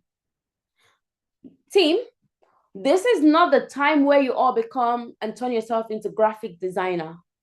Please, I don't want to see designs on your resume. I don't want to see your pictures, any of those jazz. No.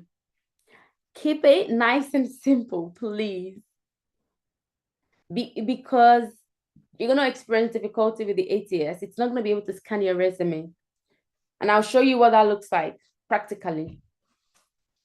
I want you all to please avoid tables as well, text boxes. There's going to be a lot of AI gen resumes that you guys probably will send to us as well. Please write this one down. Please write this down. Please name your resumes appropriately. We are tired of seeing every resume having Uzo _ Victor _ Ifeanyi _ senior business analyst _ resume. Like everybody's resume on the internet looks like that right now. And it drives me mad because I'm thinking, I actually don't trust what I'm about to open because that looks straight out of ChatGPT or Claude. I don't want to read that. So please rename your resume. Everybody's resume in my inbox looks like that. Tayo _ Judith _ I probably will show you guys, but it will drive you all nuts if I show you guys what that looks like. Please pen this down. Please name your resume. Just your name. Uzo Victor, senior business analyst, People First Bank. Something like that. So that way when they're searching, they will see everybody that's applied for senior business analyst role and your name will pop up. That is assuming you're sending it to their inbox. But either way, please rename your resumes, right?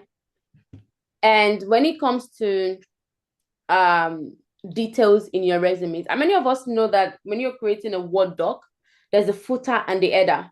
How many of us are familiar with the footer and the header section? Please don't write anything in the footer or the header, please. Because if you go through the ATS, then that's not readable. Please be mindful of that. And this is an example of a resume that I don't want. See the picture, the double side column resume, trying to maximize space. That's not needed. That's not required. That is a bad use of your time. And popularly, this is very common. Referees available upon request, please. I reject it for you all in Jesus' name. Just delete. It's a waste of space. Makes it long. There's simply no need for it. Oh, Agnes, I had you had your hand up. Yeah, I wanted to ask this quick one because Yes. we know that most of the time is AI that filters through the resume, but when you are applying for a job, especially on Seek, sometimes they ask very close-ended questions like, how many years have you worked as a business analyst? And for us, people like trying to change careers, sometimes it's very difficult answering such a question. So I would like to hear from you the best way to go about it. Yeah, we're going to talk about all of that as well. And that's why I wanted us all to do the exercise in the workbook, because that's what's going to give me the details, because I don't know how much work you've done prior. The workbook is going to give me the details. I would want you all to please walk me through it, or at least reference it when you're looking at when you're trying to prepare your resume, and then we can review together in a session like this. Okay. So yeah, because it's going to be different for everyone. Some people might have that transferable experience in the last 3 years. For some, it might be 4 years. For some, it might be 5 years. whatever that looks like for your context, that's what we're gonna pop on your resume. Okay, cool. So again, team, no pictures, no over designing, there's no need for that. And use standard font, Times New Roman, Courier, Arial. I don't want to see any of those other ones. That's not needed on your resume, right? I already spoke about this. On the average, the hiring manager spends very, very limited time scanning your resume. And that's why it needs to jump at them. It needs to jump at them. And I'll tell you what we're looking out for, the signals. That introduction, that professional summary, a lot of hiring managers read that very quickly. And then they go into your skills. And then briefly they go into what you've done before. That's it. Which is quite sad, because that's kind of like your entire career being like judged within those periods. So I will show you what that can look like. Uzo. I have a question. So this is something that has been consistently coming up for me on LinkedIn, everywhere. Cover letters. What's the how valuable are they, and how are they? What's their place in this whole ATS situation now? Does the HR or hiring manager see the cover letter first, or like, because a lot of the time you're asked to send the cover letter and the resume. So I'm just wondering, do they read the cover letter? Do they, Yeah. What's your take?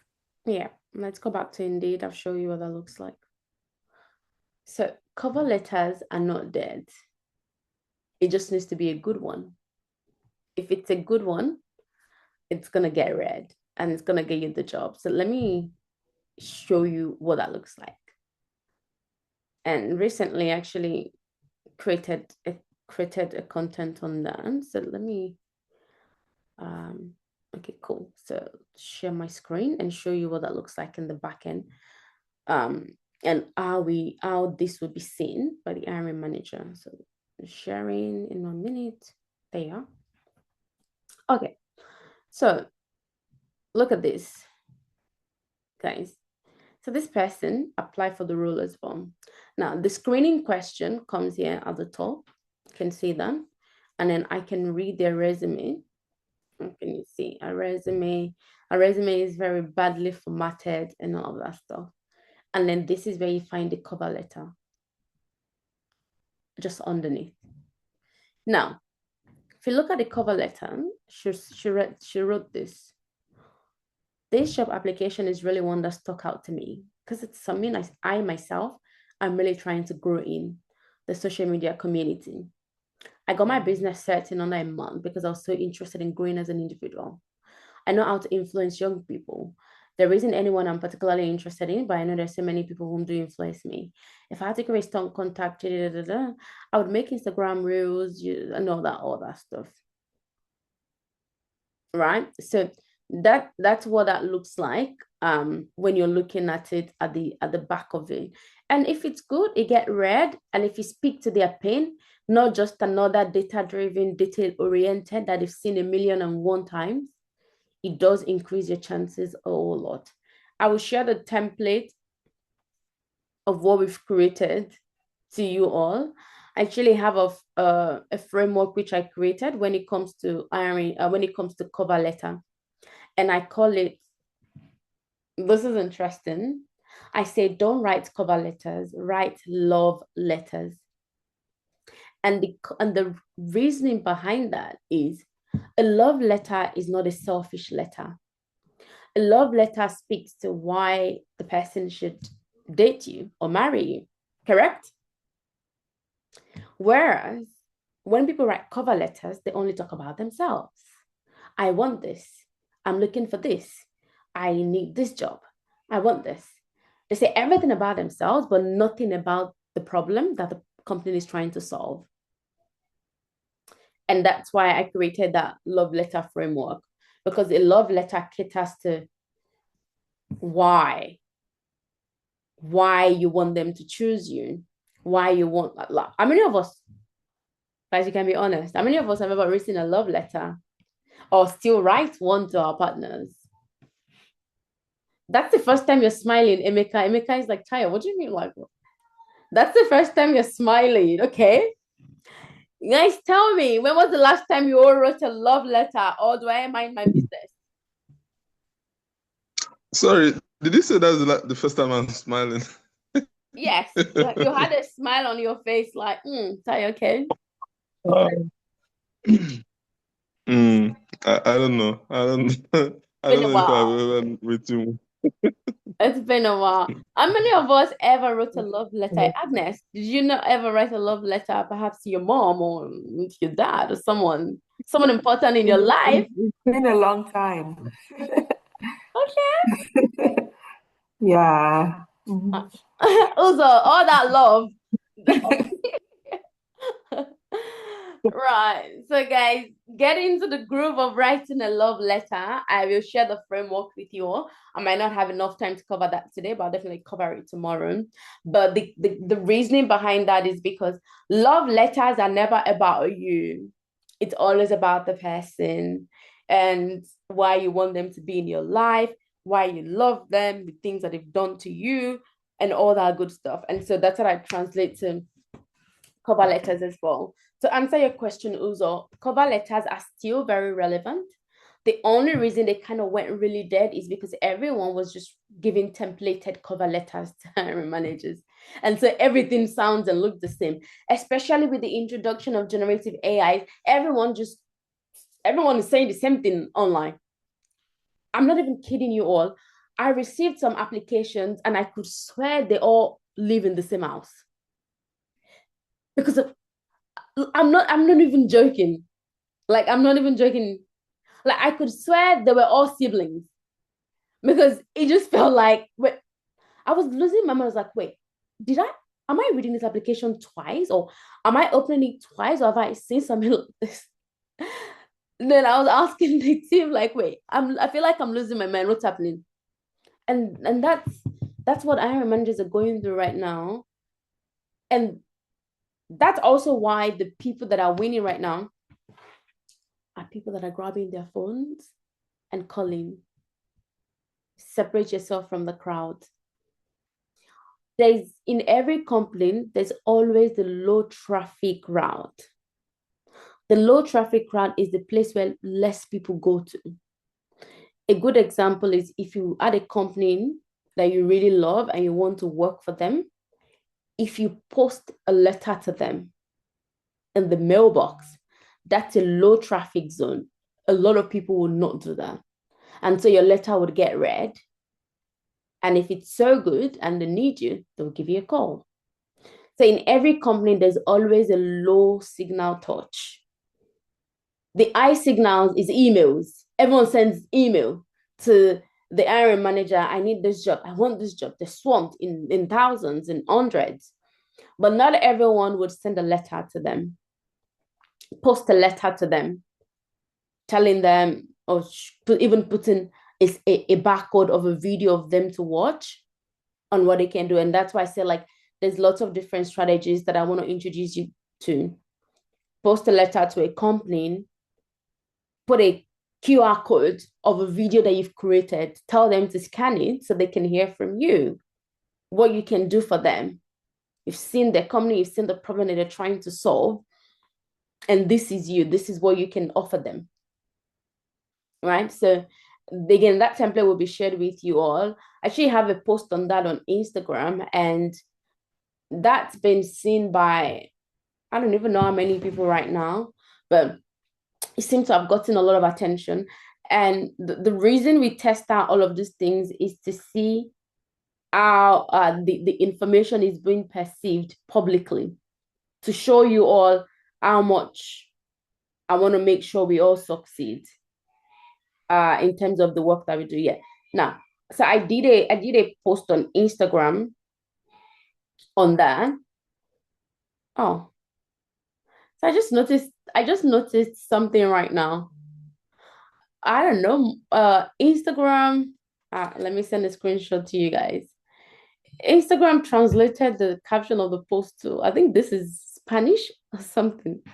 Is that happening to everyone's Instagram as well, or is it just my Instagram?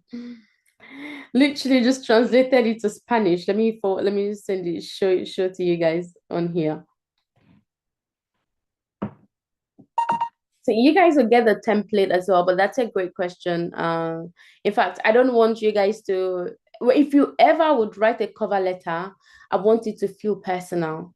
I want it to feel personal to the people that you're writing it to, because I'm a big fan of what's one thing that I can do to really differentiate myself amongst others. It's all about just trying, right? All right, great. Uzo, did I address your question? Yes, you did to a large extent. Cool. So cover Maybe, letter. Yeah. can I just do the follow-up to that? You don't need to answer it now, since you said you're going to talk about it yesterday, tomorrow, but let me just add a follow-up. I think what is a bit of a worry to me is that, okay, so like LinkedIn and Seek, I've spent a lot of time on Seek. Seek, you can just copy and paste your cover letter into, they have a text box for that. Sometimes they also say, send us the cover letter. So in my head, I'm thinking like, just based on what I've even seen from your back end, that possibly putting it in the text box is actually even better, because they might receive an email and then they only open the resume and they don't open the other attachment. So absolutely. So sometimes it's just like they scroll, they can see it underneath, read it, makes sense. Oh my God, I want to talk to this person. That's a great information I've given to me. Right. So it's always good to kind of follow whatever system that they've laid down. There's a reason. It's not to say that even if you didn't do it that way, it wouldn't get checked. But again, hiring manager has got a job to do. There's hundreds of these applications to go through. What's one thing that you can take off their plate? Yeah. Amazing. Okay, at 7 o'clock, we'll have some break so you guys can like stretch and just get a bit of more momentum. All right. So when it comes to the resume and when it comes to that optimization that helps you position yourself as someone that is needing the job, we spoke about this. If your resume does not speak to their needs with the relevant words and phrases, then they can't see it. They won't be able to see it. So again, when it comes to the specific words that employers use, I will jump on Seek right now. There are different ways that you can do this. You can use some tools to do that analysis to see how much of the signal words you have on your resume and how much you have on the position description and where there's the gap. We'll do an example very soon. I've got a demo resume I'm going to use. How much of your resume is in there? How much of the information in your resume is lacking, or how much do you have? Again, the goal is to mirror the job description. Please don't go and do copy and paste. This is not a copy and paste. Oh, let me just copy it. Let me just copy it line by line. That's not what this is about. Oh, I will just copy all the lines on their JD. Nah, please, just mirror. Get the information. And of course, you're not doing this by yourself. We're going to be here to support you.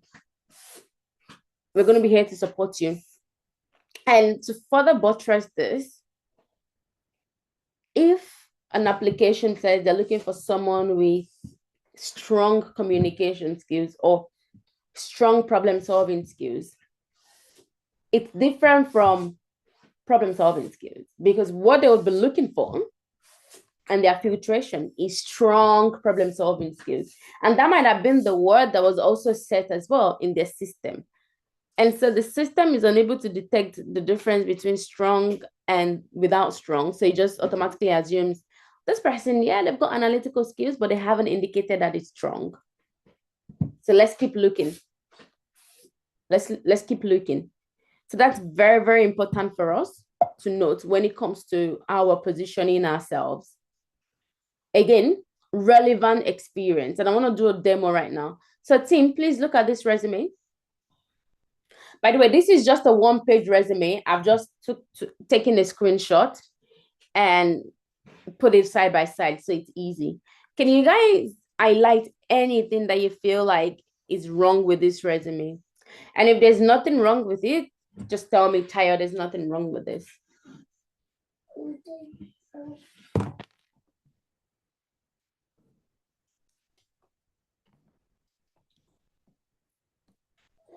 Anything wrong with the resume?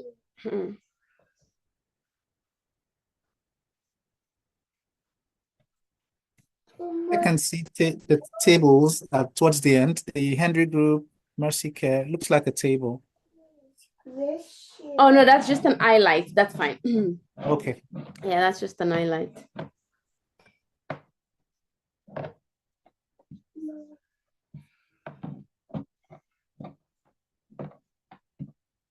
Anything anyone can see? Oh, I gotta pop that back on 1 sec. Anything we can all see so far? Let me pop that back on. Sharing. It's just gone off now.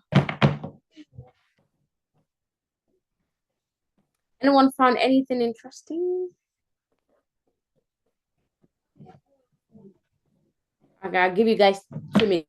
I was thinking that maybe in terms of value that was added for some of the work, in terms of measurable value, say, let's say say for example, utilize data analysis tools to generate insightful reports, supporting data decision making by management.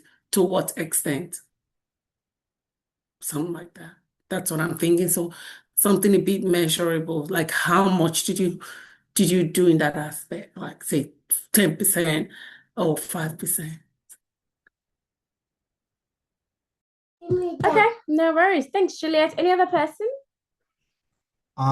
What I've noticed is that there's a mixture of skills. So in terms of like she worked as a part-time assistant in nursing in Perth from May 2016 to November 2018. And I think it's not relevant to the job application this person is making. So the person will be looking at these will be like, why are you bringing nursing here when we are hiring a business analyst? Another thing also I've noticed is that this person is they don't stick with that job. Like you can see here, they were hired for full time with Zenith Bank in Lagos, but they only worked for 3 months. So I think that one also is a red flag. Someone will be like, this person doesn't keep a job. Like they just work from June 2020 to November, and it was not a contract, it was not a part-time, it was full-time. So meaning they hop from jobs to jobs. So I think that's one thing I've noticed. And another thing is the relevancy of the skills.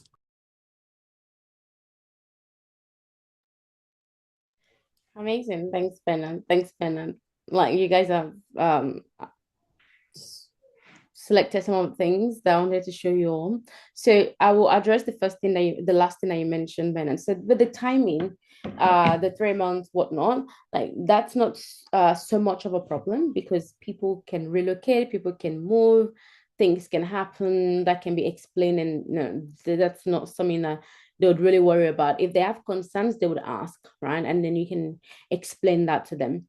But you did hit the nail on the head, especially with the relevance of experience. Like the Mercy Care experience is not required on this type of resume, except maybe they're actually looking for someone with experience in aged care, which there are jobs like that. And if you haven't, you can always talk about that in your cover letter or even in person, because that strengthens your application, because that shows that you've got domain knowledge as well. And to your point, Juliet, yes, there's always an opportunity to further show the value of the work that you've done in the past, so much more that you're very attractive in terms of what you say to them. But essentially, what I'm trying to display to us is you want to make sure there are eye signals on your resume. Every position that you list on your resume directly sells you, ties to what they're looking for, who they're looking for at all times. Otherwise, you guys, we all did the review of those resumes, and I'm looking at them, and we're like, this doesn't align. This doesn't align. Yeah, team, are we together? Okay, cool. All right, amazing. Well, I will jump on Seek right now once we come back on break, and then I will show you all how to optimize a resume. We'll find a job on Seek. I will use one of my demo resumes, and I will show you all what that looks like. But this is how I want you guys to think about when you're crafting your resume. Please, we're going to provide you with templates, but I want us all to think past a template. Yes, we'll give you different templates which you can use to prepare, but I always want you guys to advance, to be advanced in your thinking. The first thing is research. Jump on Seek and really check a fair bit of information before you start writing your resume. Search for business analyst, search for senior business analyst, search for Scrum Master, search for project manager, like search for those things. Mom, can you help me? Excuse me. 1 minute.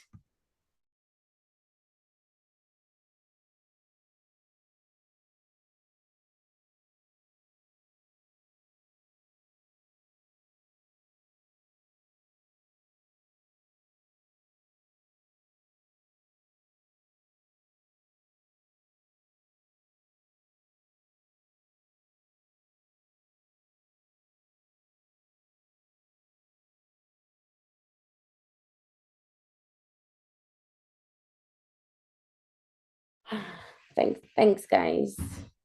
It's just one of those things that happen. You got a toddler who wants everything.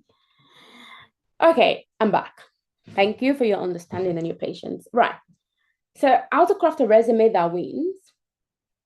I want you all to not just jump into, oh, they gave me the template and this and that. I want you all to spend some time even looking at what they're actually looking for on Seek. What's the type of business analyst that they're looking for? What do they do? What are the key things that they're looking for? What knowledge have I acquired? And all of those things. Right? And I want you to then list the companies that some of you might not know, you might not even know the companies, but that's fine.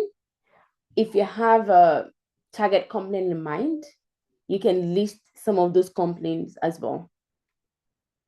Some of you might be eyeing the big fours, or you don't even really have any in mind. If from your research, you would identify, oh, I actually like the values of this company. Don't just go and be checking, oh, this company has work from home. They're my favorite. Like, that's good. I know we're all kind of looking for that. But that's not the only thing I'm wanting you to look at. List those companies out and look at what are they looking for. And do I actually see myself working in this type of company? A lot of people don't like to do this, but I think it's really important. You don't need to spend too much time in there. Even when you're going through, if you're in Perth as an example, you're just like looking at the different jobs in there. From what you're seeing on Seek, you can go on their website, look at who they are, what do you like about them, what are the things that they offer, what are some of the advantages of you working there, etc. It's not a big job, right? I just want you to kind of, because what we want to look for is patterns. What are the common skills that they're looking for? Because that would form the base of your resume. So you're not having to redo everything from the scratch every single time. Juliet.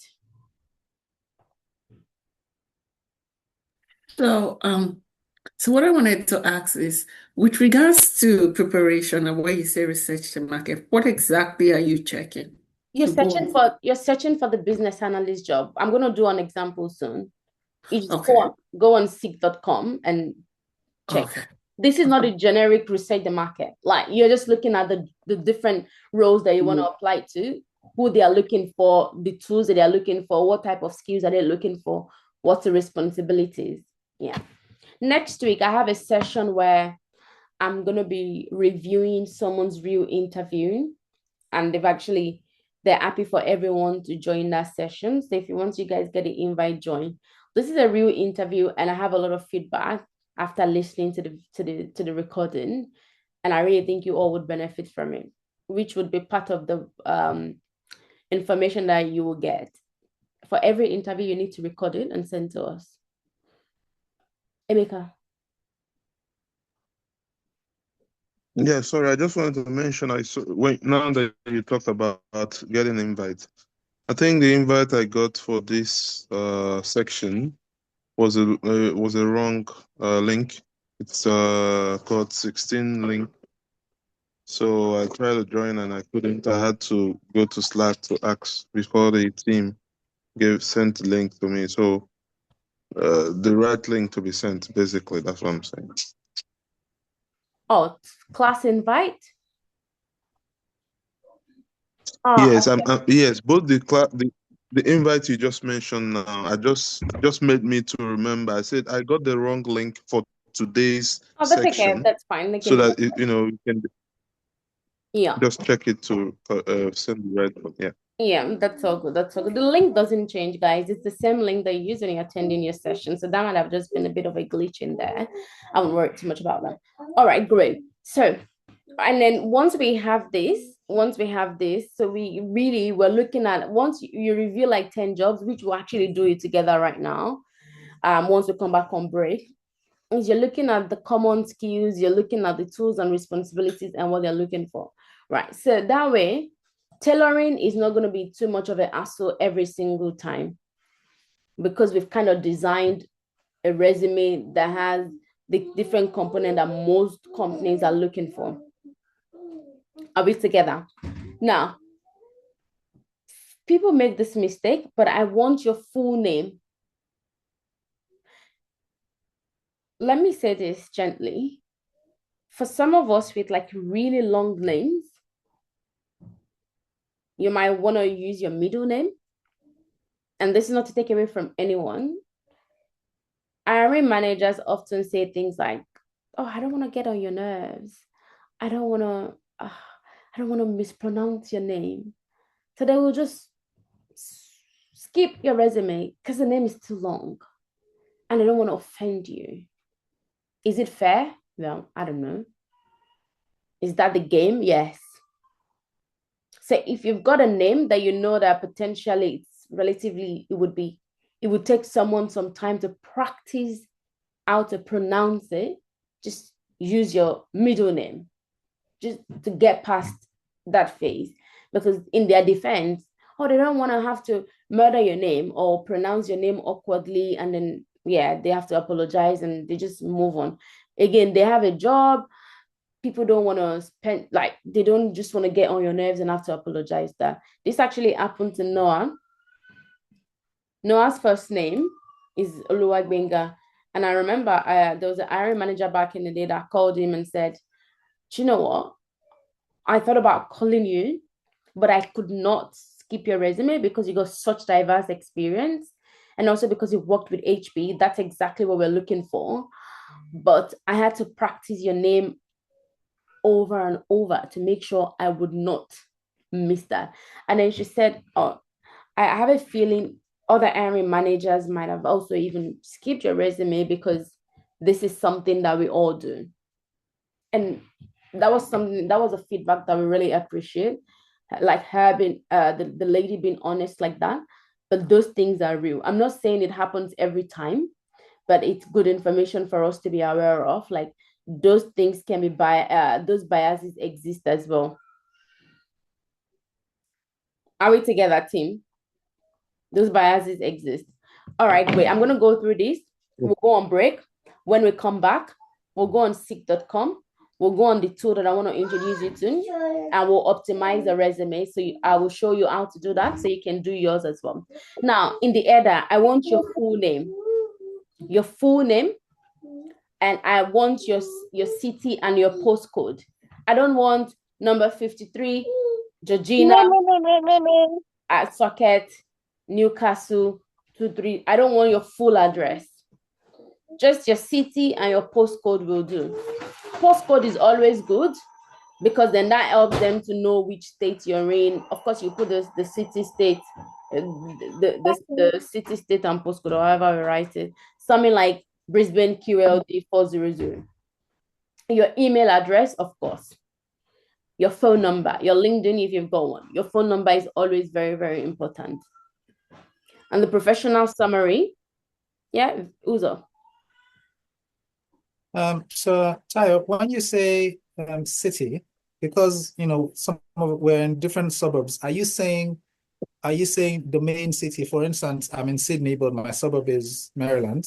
So are you saying Sydney, New South Wales? Yeah. Okay. Yeah. All right.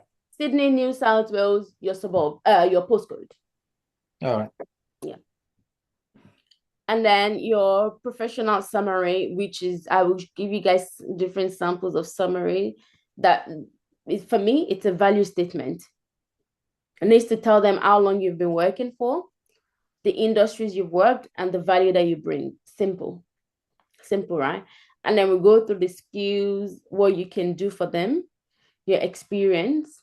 The skills needs to be in the middle of your professional summary, right? So they can see it before they even start to read the companies that you've worked. And your education is at the bottom. Nothing outside of that. They want to see your education on top of that, right? So those, like, in terms of the key component, these are the things that we'll be looking out for, even when we're reviewing your resume as well. Those are the things I'll be looking out for. Right. I want you guys to take how many minutes? 5 minutes. All right. Team, let's take. Do you guys need 5 minutes or 10 minutes? Juliet is like, Tayo, please 10. 10 minutes, please. Okay, team. Okay. 10 minutes. Okay, let's take 10. We'll be back at 7:20. And when we come back, we'll jump on Seek and I'll introduce you to a tool that you can use for your optimization. All right, amazing. So I'm going to stop sharing for a minute. See you guys back at 7:20.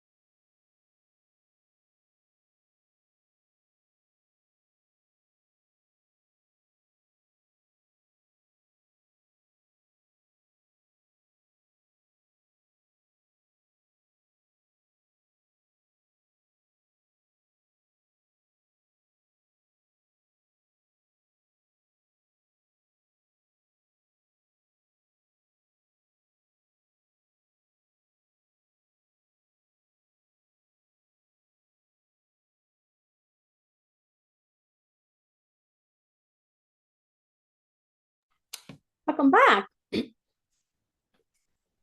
Okay, welcome back, everyone. Please turn on your camera and let's get started. Don't worry, I promise I'm not going to keep you guys past 8 o'clock. Tomorrow is a real practical. I'm not going to keep you up too much.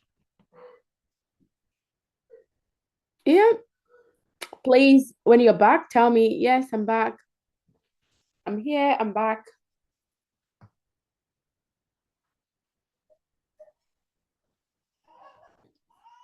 Is everyone back? Yes, cool. All right, let's just jump on Seek. And let's look at the different jobs available on Seek right now. I'm just gonna do just a simple, just a wild search rather, and show you all different things. Okay, cool. So let's go to Seek. And I'll show you all different signals on Seek right now. Hi, Emmanuel. It does look like, are you at work, Emmanuel? Yes, I am. Oh, well done. Well done. All right.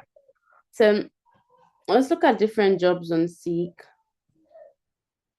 What's this? What's this pink box? Tim. Quick apply. Quick apply. Okay, cool. As much as possible, when you're doing hyper serious application, this should not be your first point of signal.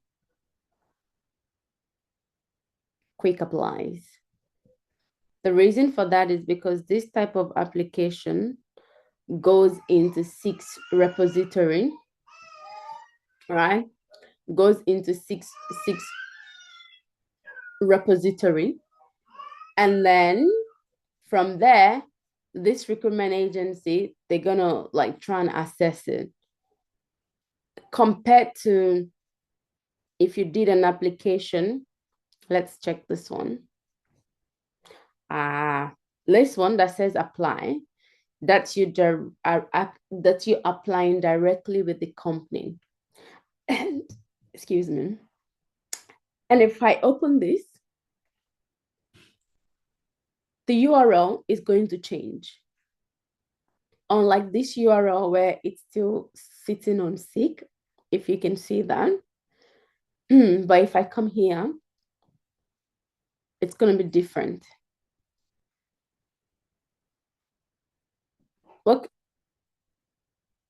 What can you all see?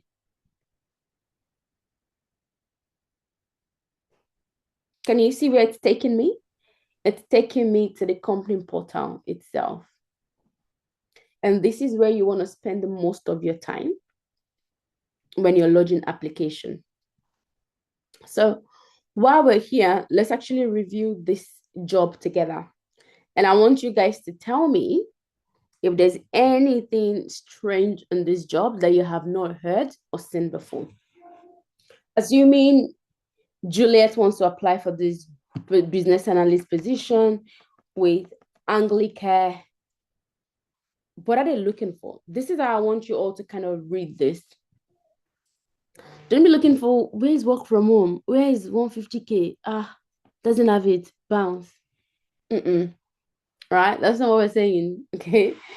Because work from home, if you cross all your T's and dot all your I's, it becomes something that they cannot say no to. Most companies by nature right now, silently, it's there. They couldn't keep you legally to work full-time from the office. I think Melbourne did the law where people are allowed to work hybrid. Hybrid is normal. All right. The stage where you want to talk about work from home, deliver value first, show to them that they'll be crazy not to give you the job first. And work from home becomes just part of the deal. Now, what are they looking for? It says, Anglicare are currently seeking to hire a business analyst to join our project team on a 12-month fixed-term contract. Does anyone know what a fixed-term contract is? Anyone in the room? Team? Is there anyone that knows what a fixed-term contract is? So from what I've understood, it's a a contract role that has to last a certain period for a specific period. Okay. So in this case, 12 months. So the deal is that you're going to be there for 12 months. Exactly. So it's very simply put, it has a specific start date and an end date. And by law, they can only extend that past 24 months. After 24 months, they either need to tell you to go or make you full-time. But they could not add another extra time on top of that. Sorry, Tayo, could you please repeat that? Did you say after 24 months or after these 12 months, they cannot actually add up, they either let you go or By make law, you full-time? by law, they can extend up until 2 years, but they can't, after that 2 years, they can't add on top of that, and they cannot extend you as a fixed timer. You have to go. Yeah. And it's not always a problem. The only thing is it does not create an ongoing or a permanent job. Unlike maybe if you were hired as a part-time, they can like push you up the ladder. But it's not always a problem, because actually I did one of my jobs as a fixed term. It was they had asked me if I wanted 18 or 24, and I had chosen 24. And when I was like leading up to like 1 year on the job, they gave me two options. They offered me a permanent role, or they were just going to extend my fixed term another 1 year. Like if I didn't see them as, if I didn't want to stay there long term.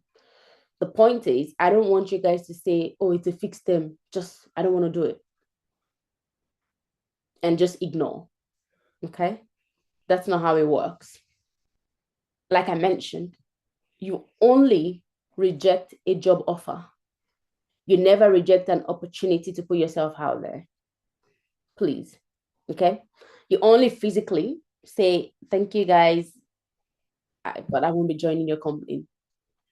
It doesn't matter. Now, who are they looking for? The overall purpose of the business analyst is to support the business in ensuring successful project execution of key projects aligned to Anglicare Queensland strategy, including the digital strategy. This role is a fixed term salary contract and will not be paid as a day rate.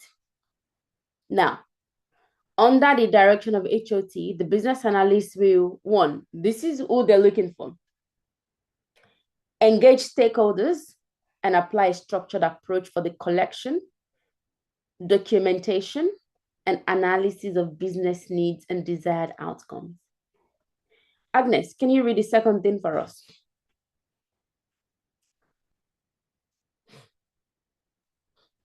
Yeah.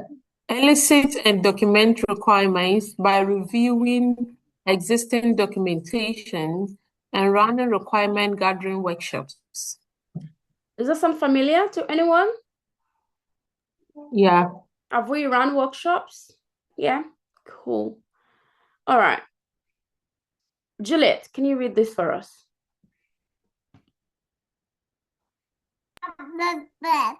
Hello. So facilitate business process improvement workshops. What happens? Do we know what happens in a workshop, team? Yeah? Have we done a workshop? Yes. Yes, we have done. Yeah. Emmanuel, was that you? Can you read this?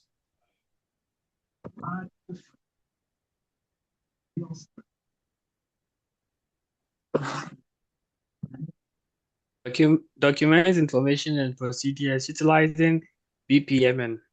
Have we done BPMN? Yeah. Okay. Bisola, can you read this for us? Undertake business process analysis with the business through the review and amendment of existing as is, or to be business processes and workflows. Do we remember Aziz and to be? Yes. Cool. Who's here to talk in this session today? Angela. I haven't heard from John. Angela, yes? Yeah, work with the business to review and amend existing procedure manuals and guides. Thank you. Emeka, can you read this one first?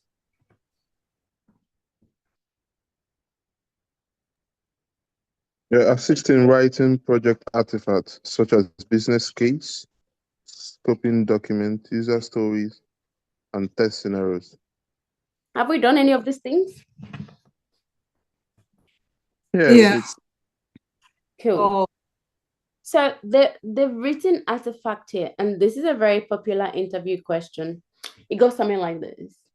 So Julius, can you walk us through some of the artifacts that you've created in the course of your career? That's a very popular question. Note that the word is artifact, and I'm pretty sure I would have used that in the sessions as well. Artifact. So they want to test you. They want you to tell them this, and that. Obviously not, yes, the artifact I've created is business case, good document, user stories, test scenarios, requirement document, project charter. We're not listing. You have to explain and tell them the benefit. We'll talk about all of that in the sessions, right? So this is what they're looking for. And so my resume needs to have this eye touch information that they've popped in here. And if I come for them, right, they would say this, they're looking for stakeholder management, vendor management, business case development, communication skills, whatever, why you love voted, flexible working environment, work from home possibilities, not for profit, reduce your taxable income. So they offer salary packaging. They offer novated lease as well. Does anyone know what that is? It's for your car. They also offer corporate health insurance. They've got all of these perks because they want to attract the best of the best only, right? And if I clicked on this apply now, it would start collecting my information and all that good stuff. The reason I wanted to show us that exercise is there are other jobs like this on Seek that has your match. So don't be discouraged if you check a job and you're seeing like some things that is not so familiar. Like a lot of things are very familiar. Just your job out there. All you have to do is to be able to do at least 75% within a JD, because they're not going to test everything. They're not going to test everything on that call with you. Lots of different jobs in here apply, right? Is this opportunity for you? They put all of that. Some of them are very thin. Sometimes they don't put like all the information. Queensland Health is okay. This is where Aisha works. Queensland Health. This is where Oluwaseun works. Is for what are they looking for? Still the same. Yeah.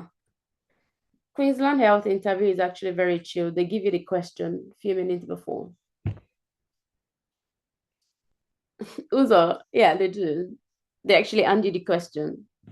And it's only like 6 questions they ask you, and that's it. They give you the question once you're there. And it's always about requirement elicitation. Yeah, pretty much. Yeah, I still remember. It's still the same thing. They're always looking for people. Some of you might be able to apply for this. This is just 2 days ago.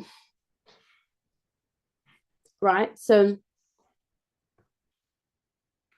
this is it. The same thing. They're looking for this. Are you the right person? Yeah. They don't even, nothing about your degree, nothing about your qualification. They simply don't care. Can you do the job? That's what they're looking for. Eliciting requirement. That's why we hammered on facilitating workshops. Requirement elicitation. That's all you do as a BA. business analysis artifact. The reason I say review this is you will start to get familiar with their words and things won't surprise you. Tim, are you guys seeing it? Yeah. Cool. Yes. All right. Let's go review. Let's go do an optimization. Meaning, I've seen the job that I want to apply for. I have my resume on my hand, but I want to see if there's any gap between my resume and what the job is looking for. And so I'm going to introduce you all to a tool called JobOS. I want to introduce you to a tool called JobOS. So this is what it should look like. I'm going to share the link in the description below.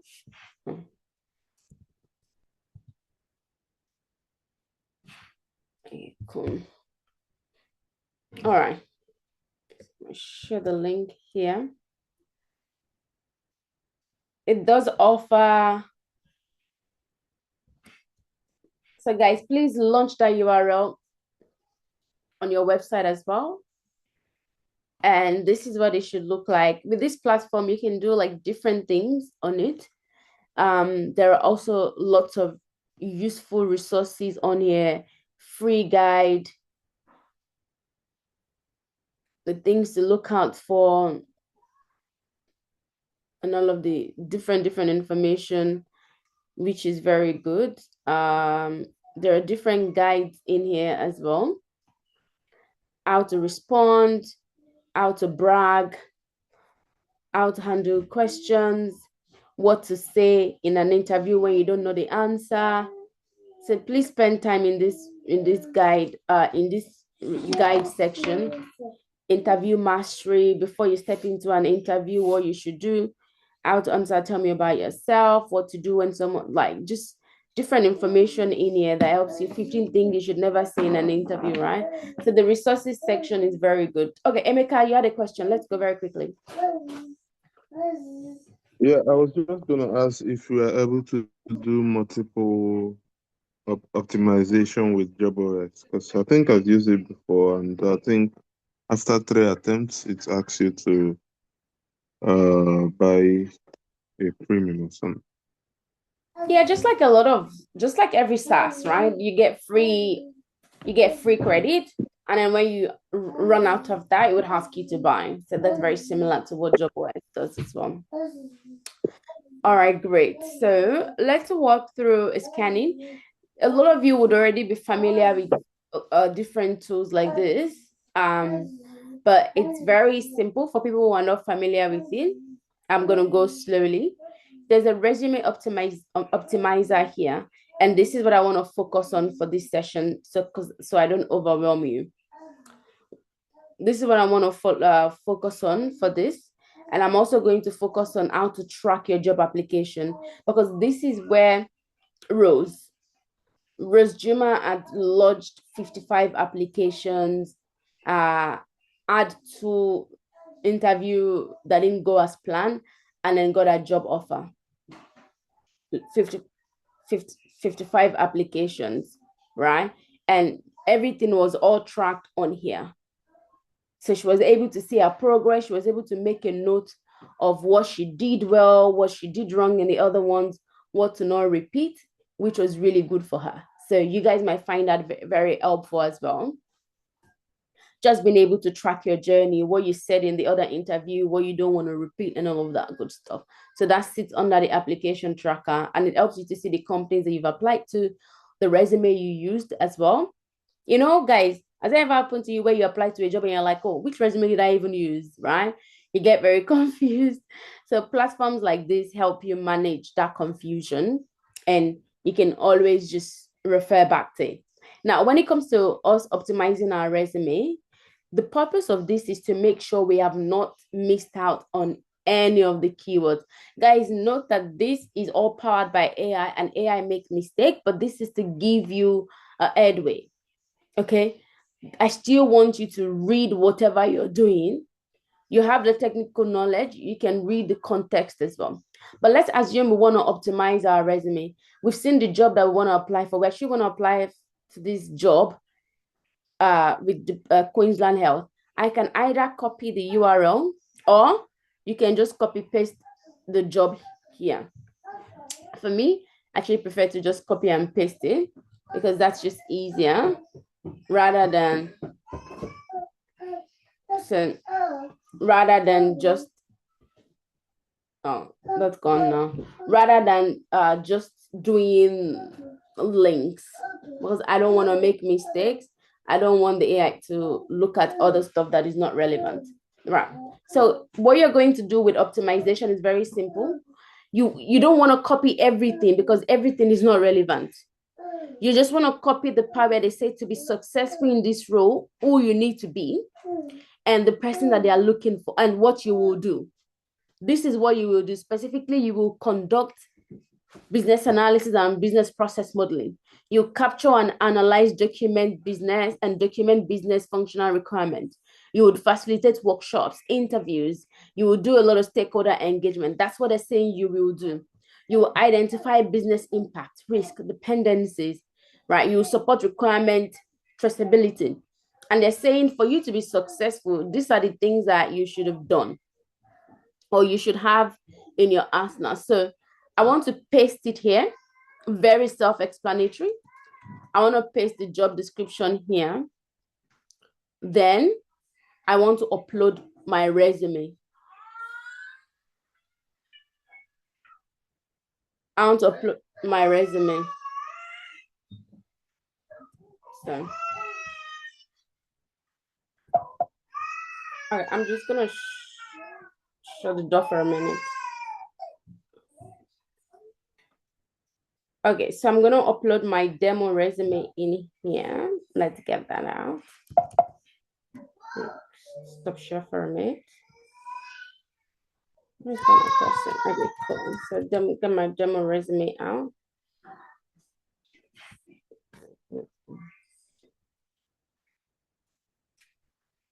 The beauty of this is you won't have to stress about thinking about all of the words by yourself because you can just get a bit of a lift. Okay, cool. Found my demo resume. All right. Where's my screen? Where's my screen? Where are you? Yeah, there you are. Cool. So that's just my demo resume up there. You can either copy paste your resume or you can upload it. Now, what I want to find out right now is I want to see where the gap is between my resume and this job that I've identified that I love. Now, so we're gonna click optimizing. The job of this, as I've mentioned, is to give you a bit of a head start. You are still please encouraged to read at least at the beginning, so you get familiar. So at least when they call you, you're not like, oh my God, what are they even looking for? Because when you're preparing, you have to at least be able to speak to their needs. Oh, hi, my name is Juliet, and I'm calling you from Commonwealth Bank. But then because you can't remember, because you also did not track the job, you can't refer back to their JD and speak to their needs. So now you're working blind. And that's why I really want to encourage us to please use the application tracker. So please use the application tracker. Right? So it's very, very important that we keep this in mind. Because with the application tracker, if someone calls you, you can go in there very quickly, scan through what they're looking for, and you position yourself as that person. Now, we've got our feedback back from the tool. It's telling us we're 55% on skills match. Okay, let's read what some of the issues are. So there's a mention of healthcare, and my resume doesn't seem to say much about my experience in the healthcare. It says stakeholder engagement. I don't have that specifically. It's saying my contact phone number is missing, which is true. I don't have a phone number on the resume because it's a demo resume. That's intentional. It's telling me what changes. Optimization was aborted to preserve all work. Okay. It's telling me job level match exceeds requirements. years of experience in resume is 6. The job didn't say how many years of experience they're looking for, so that's fine.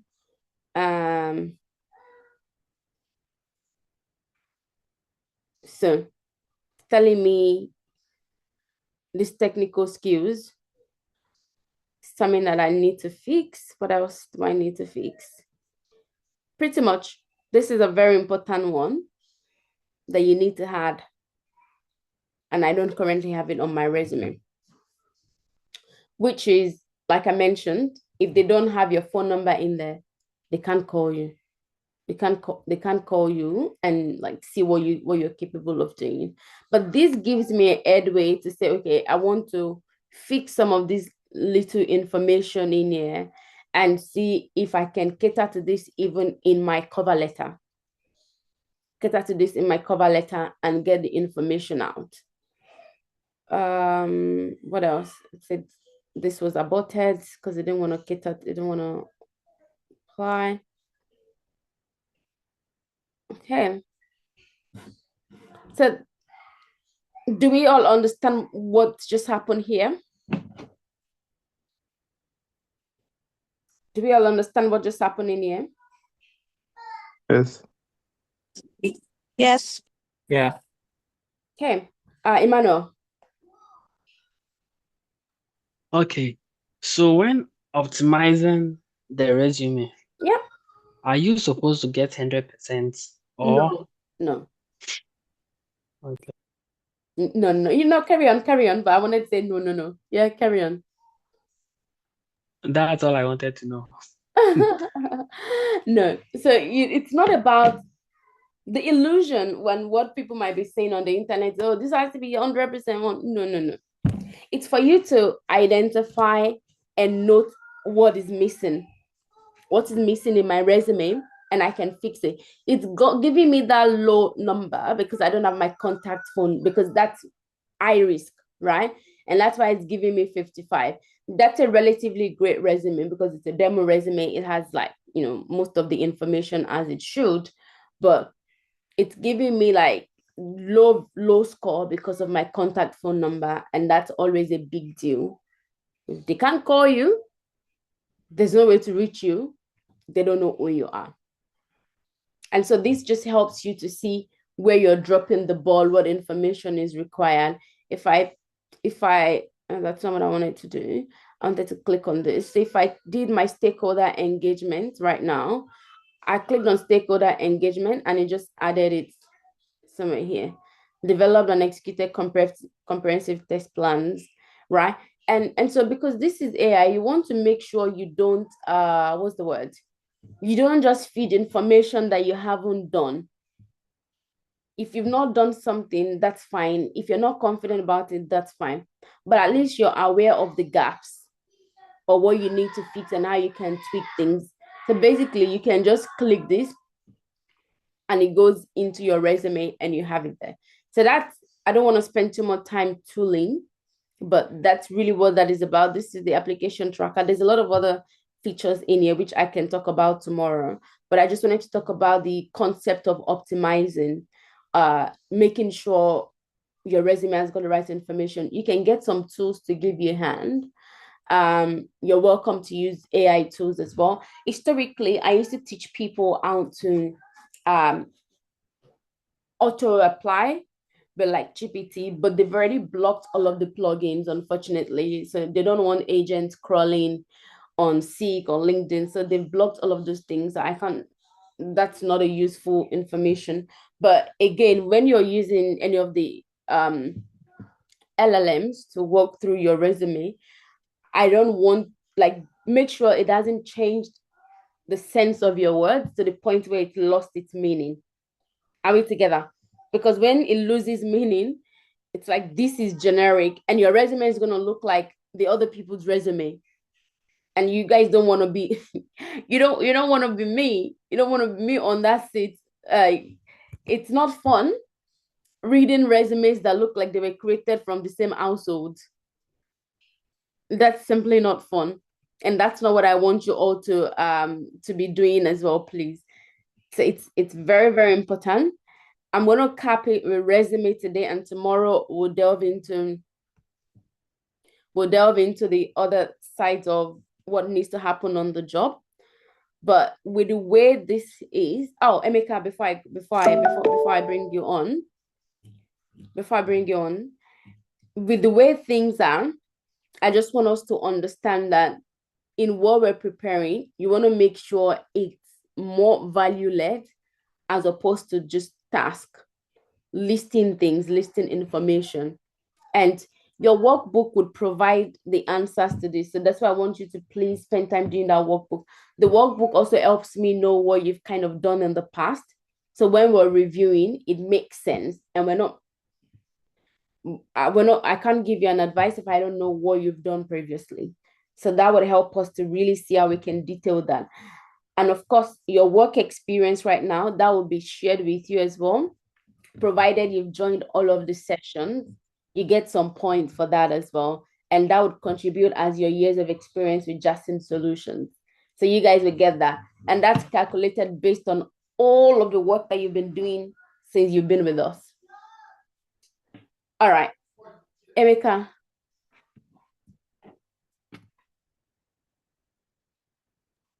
Yes, thank you. I was going to ask this, based on what you just mentioned, in terms of working your CVs to speak to the job description. Yeah. So what do you advise? We're losing you Because there. you're seeing your CV and then lose lost. Is it just me? Can you all Can you hear me? Okay. No, we cannot. Well, I cannot. Yeah, we all have the same issue. Okay. Emeka, you're cutting in and out. Can you hear me now? Yes, I could hear this one. Yeah. Yeah, so I was just asking on what do you advise in terms of editing, adjusting your CV to speak to the keywords or to speak to the exact each job descriptions that you're applying. What's the advice to do what? Sorry. Yeah, what do you advise in terms of your advice in terms of editing each job, each application? Okay, yeah. Tailoring. Editing your CV to the description of the job you're applying for. Yeah. Yeah. That's what we should be doing. That's what we should be doing. This resume, let me make this bigger.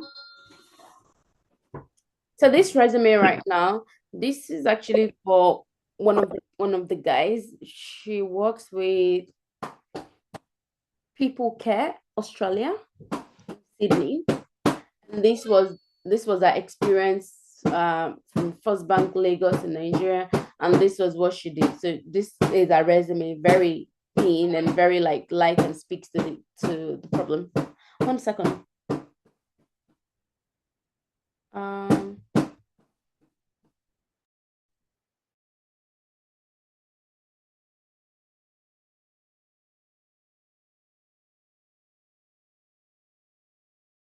So this was a resume, right? Now, this is not a one size fits all resume. And even if I send you guys this resume, or if you guys add a resume or add a resume of someone that just got a job yesterday, it would still feel different when you're applying to, maybe the job is needing something and that other job didn't want it. So yes, the mechanics won't always change fully. Emeka, as an example, your professional summary won't always change.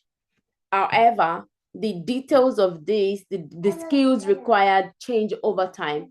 Some companies are looking for writing test cases, while some are not specifically looking for it. So it would always swap things out. But like your professional summary, that doesn't need to change all the time. It would mostly be around your skills area that would be changing most of the time. And again, you've got your tools to help you with it. Did I address your question, Emeka?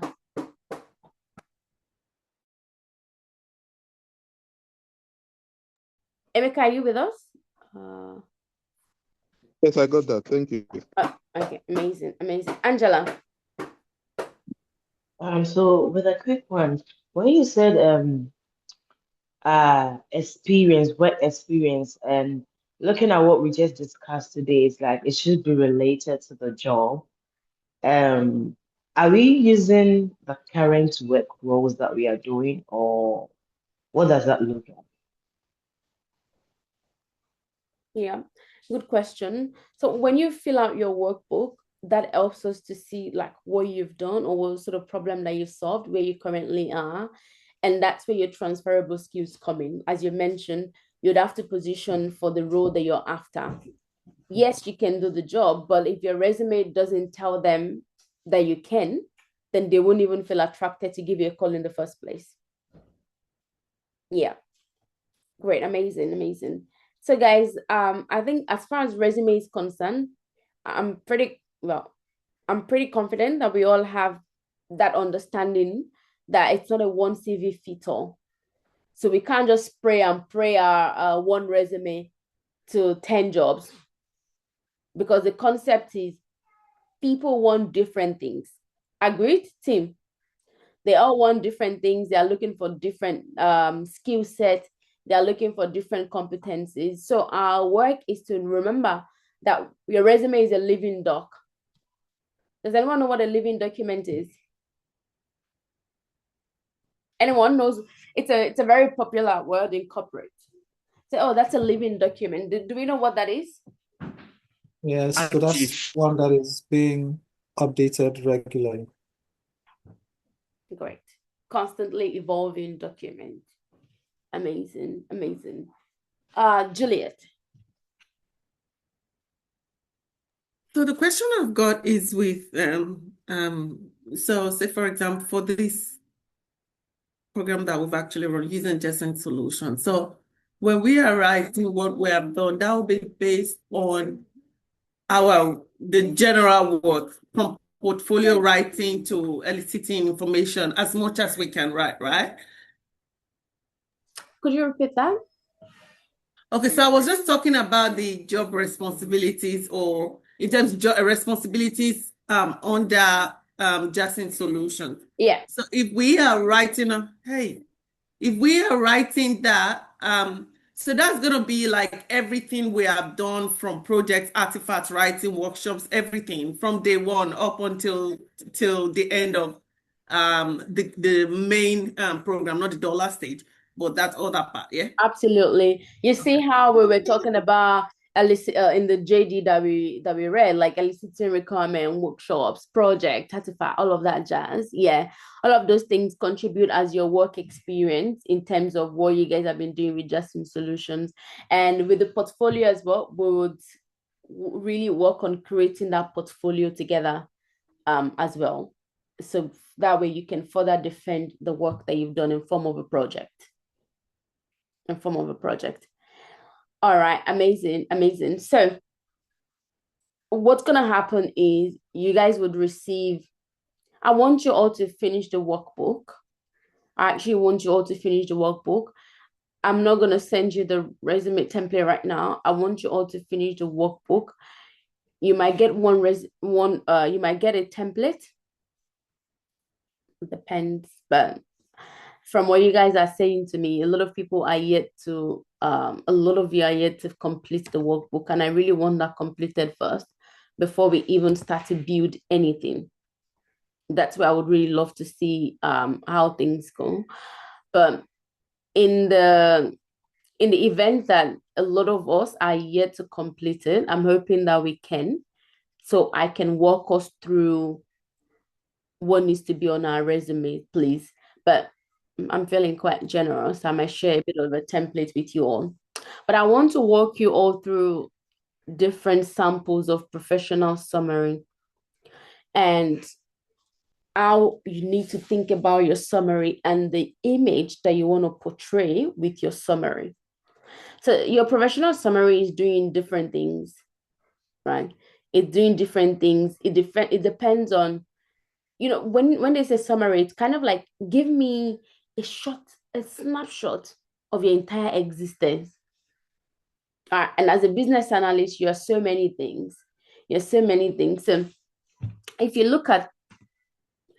if you read this right now, it says Senior business analyst with 5 years of experience, identifying the processes that quietly cost organizations time and money.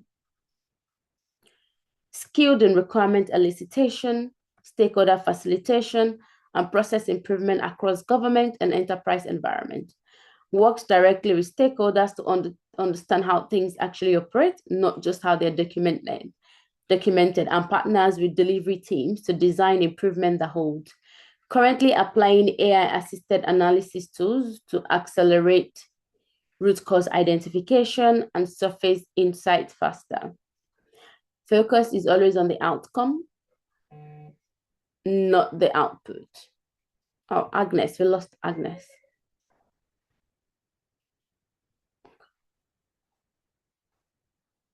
Right, so that's one part.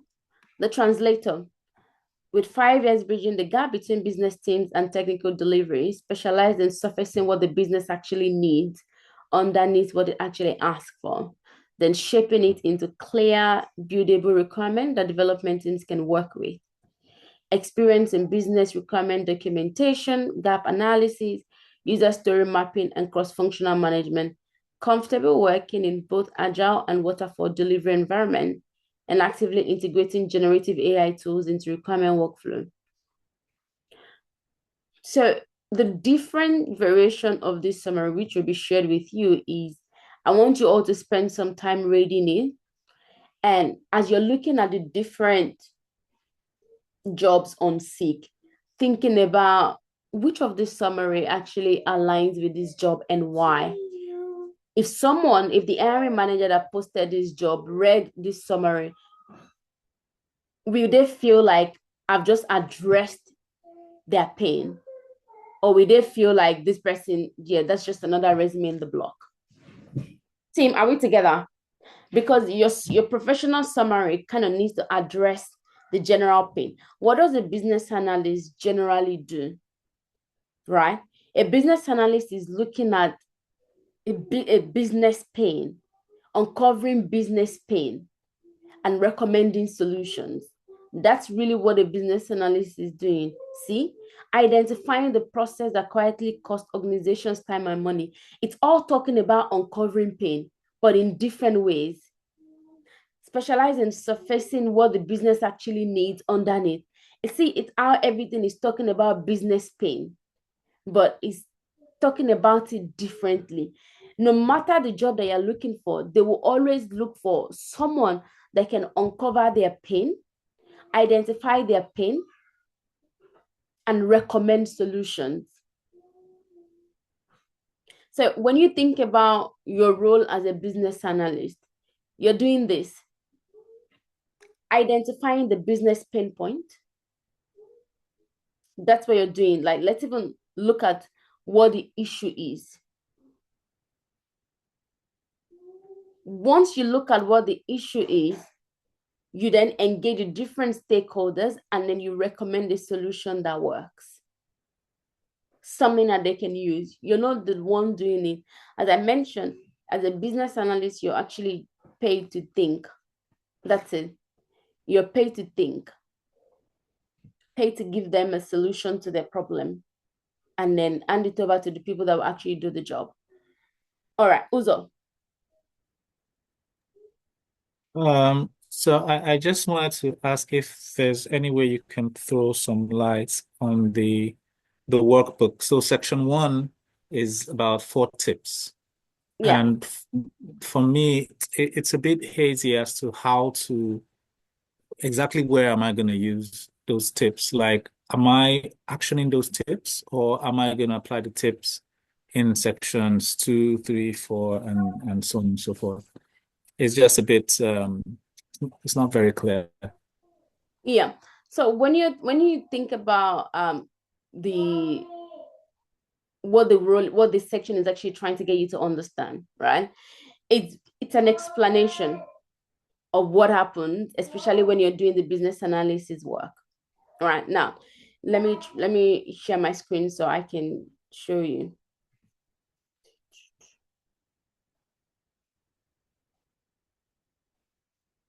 John keeps going in and out. John, are you with us? It is going in and out. Yes, yes. I was just switching from my laptop to my phone. Oh, okay, cool. No worries at all. So when you think about the section 1, right? This is explaining that your experience is evaluated based on business analysis task, not that you've held the job title. It's focusing on what have you done in those different roles, what activities have you worked on. And tip 2 is really saying these are the languages that you should be using in your resume, right? So instead of saying, oh, you want to use a SCADA system requirement, you're buttressing and giving the details of how you actually got the requirement. You got the requirement through interviews. So these are tips, Uzo, information on what you should be thinking about when you're putting together your resume. So saying, don't think about your job title. Think about the work that you've done. Think about the activities that you carried on in there. Then identify what problem was it that we were actually working on. What opportunity were we doing? What did the business need? And what did I do? Who were the people involved? So it's more of a giving you like key pointers, things to focus on, not so much like you thinking about it in an activity. So this is where the activity is, where you're now thinking about, okay, what problem did I solve in that regard? What was my contribution? Who were the people involved? And what did we achieve? What was the overarching goal that we set out to achieve? And that's what you're popping in there. Okay, so the main work really starts from section 2. That's correct. Yeah. Yeah, that's just what I'm doing. Okay. No worries at all. No worries. Yeah, and guys, feel free to pop questions on Slack as well. If you've got any questions as you're producing that, feel free to send that. Then subsequently, what's going to happen is with that understanding of what needs to happen with your resume, you get several templates from us. You get several professional summary as well. But I want us to do that research. Come to me tomorrow with what you find, please. After reviewing different jobs on Seek, and potentially those could be the jobs that you applied to as well, right? So please just spend a bit of time, 5 to 10. Let's talk about that tomorrow. And then you can start to craft out, oh, these are some of the these are the common skills that I found, common tools. So that's instantly a signal for you to say, I want those tools, or I want those skills on my resume. Are we together, team? So that's why I don't want to just hand me template and then plug and play. That doesn't help anyone. As a matter of fact, the more time you spend on Seek trying to review the jobs, the more knowledge you have, the more you try to say, okay, let me prepare this. Let me try and craft out some questions as well against myself in case I get this type of question in an interview. But that's what I want us to do. So guys, please at least come to me tomorrow with the list of jobs that you found, the common tools, the skills that you found that they're kind of looking for, and the common responsibilities. So please, guys, please do that. Tomorrow, I will walk you through step by step on all the things that you should not do in an interview. We're going to create your own elevator pitch, how you introduce yourself. So please, tomorrow is not a session you join on the road, because I'm going to be sharing my screen. You're going to write yours. I'm going to write mine. You're going to write yours. I'm going to write mine. And then you have to present it to me as well. You have to read it out like you're in an interview. So tomorrow is very practical. Angela is like, say that again. I'll be working tomorrow. I'm not happy. I'm not happy. Luckily, I'll be home. Oh my God. I can't wait. Please, Angela, please find a way, because I really want us to do this together. The real value is in you writing one line. I will review immediately. I will also look at your delivery. Do you even believe what you're saying? And then you will go back to the drawing board, and then we'll do that again, and then we'll do that again. It's only 5 nuggets. And like I mentioned, there's one thing I want to introduce you guys to that is very new. So you guys have nothing to worry about when you attend an interview, because you're going to go there and shine. You guys are going to be doing presentations in your interview. I really want you all to go there and blow their minds and them feeling like, whoa, okay, That's new. No one comes here and asks us to do this. So you have to join tomorrow's session to find out that. All right. Okay. Oh, I promised I wasn't going to go past the time. It's 8:10. Okay, cool. Emmanuel. Okay, this is just a question. The dollar stage workbook you gave, the documents we received, are we going through that to draft a resume, or we should just solve the questions in the book? Which is which? Team, you guys had 3 days to ask this question via email, via Slack, via SMS, via wherever, post the mail. But no, you chose today. Under which template shall I write that one? Emmanuel, where am I gonna write that one? The other Emmanuel is like, Tayo, but you know we're busy in this country. I'm sure that's what you're saying in your mind. Tayo, you know we're always working. So I know. do I have to get a separate Word document and then answer the questions and submit it, or I should use the step to design a CV? Oh my God, Emmanuel, I'm actually giving you a side eye right now. Who in this session can answer Emmanuel? Who can give him an answer to that question? Because you've had days to ask these questions, but no, you chose 8:11 p.m. on the day that task was due. That's when you're asking. I don't have. Can I talk, Emmanuel? So I think when you read it, it says that do not edit on that document, download it and work with it separately. So you download it for yourself and then you work with it. Is that what you're talking about? Yeah, that's fine. Yeah. All good. So download the document, read it. Team, when you read it, it's so self-explanatory. Just read it. And then you might have clarifying questions like Uzo did as well. So clarify questions. I actually love it when we ask questions because that's you quite literally practicing what you're going to get paid for. As a business analyst, I'm paid to ask questions. Like, how lucky am I? That's what you're paid to do. Ask people questions. Get people to think. That's it. Get people to look at things from the angle they never saw it from. And that's the job. And that's why I get a bit nervous when people are not asking questions, right? So I want us to ask questions. Emmanuel, if you still have any clarifying questions on the workbook, please ask, okay? Please ask away. Let's make sure we're all clear. The reason you have to do the workbook is because that helps you to highlight some of the skills, some of the problems that you've solved in the past. And that's what we're going to be able to translate on your resume. It just makes sense for everyone. It provides more clarity. Okay. But again, this is not a rushed session. We're going to do it progressively. And that will be a task that you have to work on. You'll have a fair bit of time as well to work on it. Tomorrow, I want everyone on camera, please. Please, please, please. At least we should go through like 3 stages of how you introduce yourself.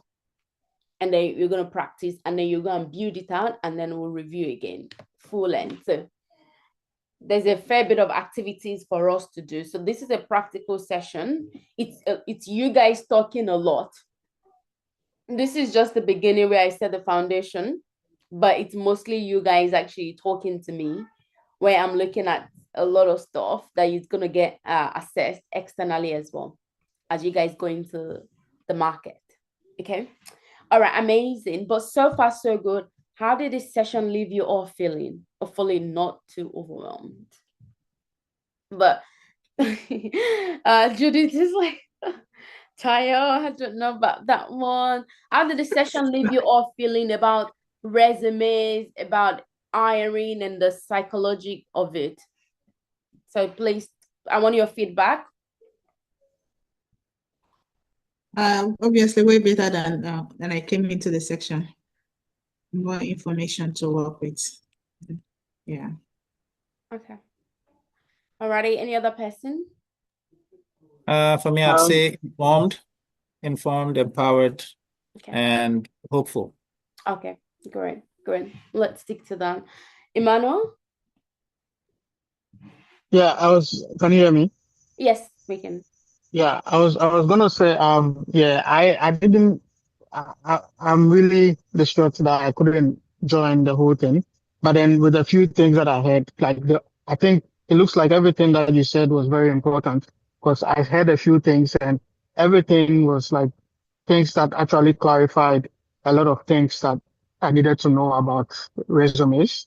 So I think this session has really been helpful. I'm gonna go back to look at everything again. Yes, But please. then definitely this session has shown us exactly how we need to, it's like it's just giving me a lot of confidence and I know that this is what I need to do and I don't think twice about it. Yeah. So I always know that that's what I've got to do and then I'm gonna nail it. So yeah, thanks for that. No worries at all. Amazing. Even tomorrow, like you guys are gonna be blown with how you're gonna introduce yourself. And I'm really excited for it. We've been working on this for month. For month. I think that was about like when you guys were on like week 3 or something that we've been preparing this. So please come to this session. With your videos turned on, of course, and be in a place where you can participate. We're gonna jump on a board and map things out. Map things out. All right, amazing. I'm gonna leave you guys to it. You guys have a lovely evening, and I will see you all tomorrow, same time, 5 p.m. And it's gonna be so much more fun. Amazing. Thanks, guys, for all of your Thanks, participation. Thank Have you, a good guys. All right, you. thank you. Thank you. Good night, everyone. Yeah. Bye.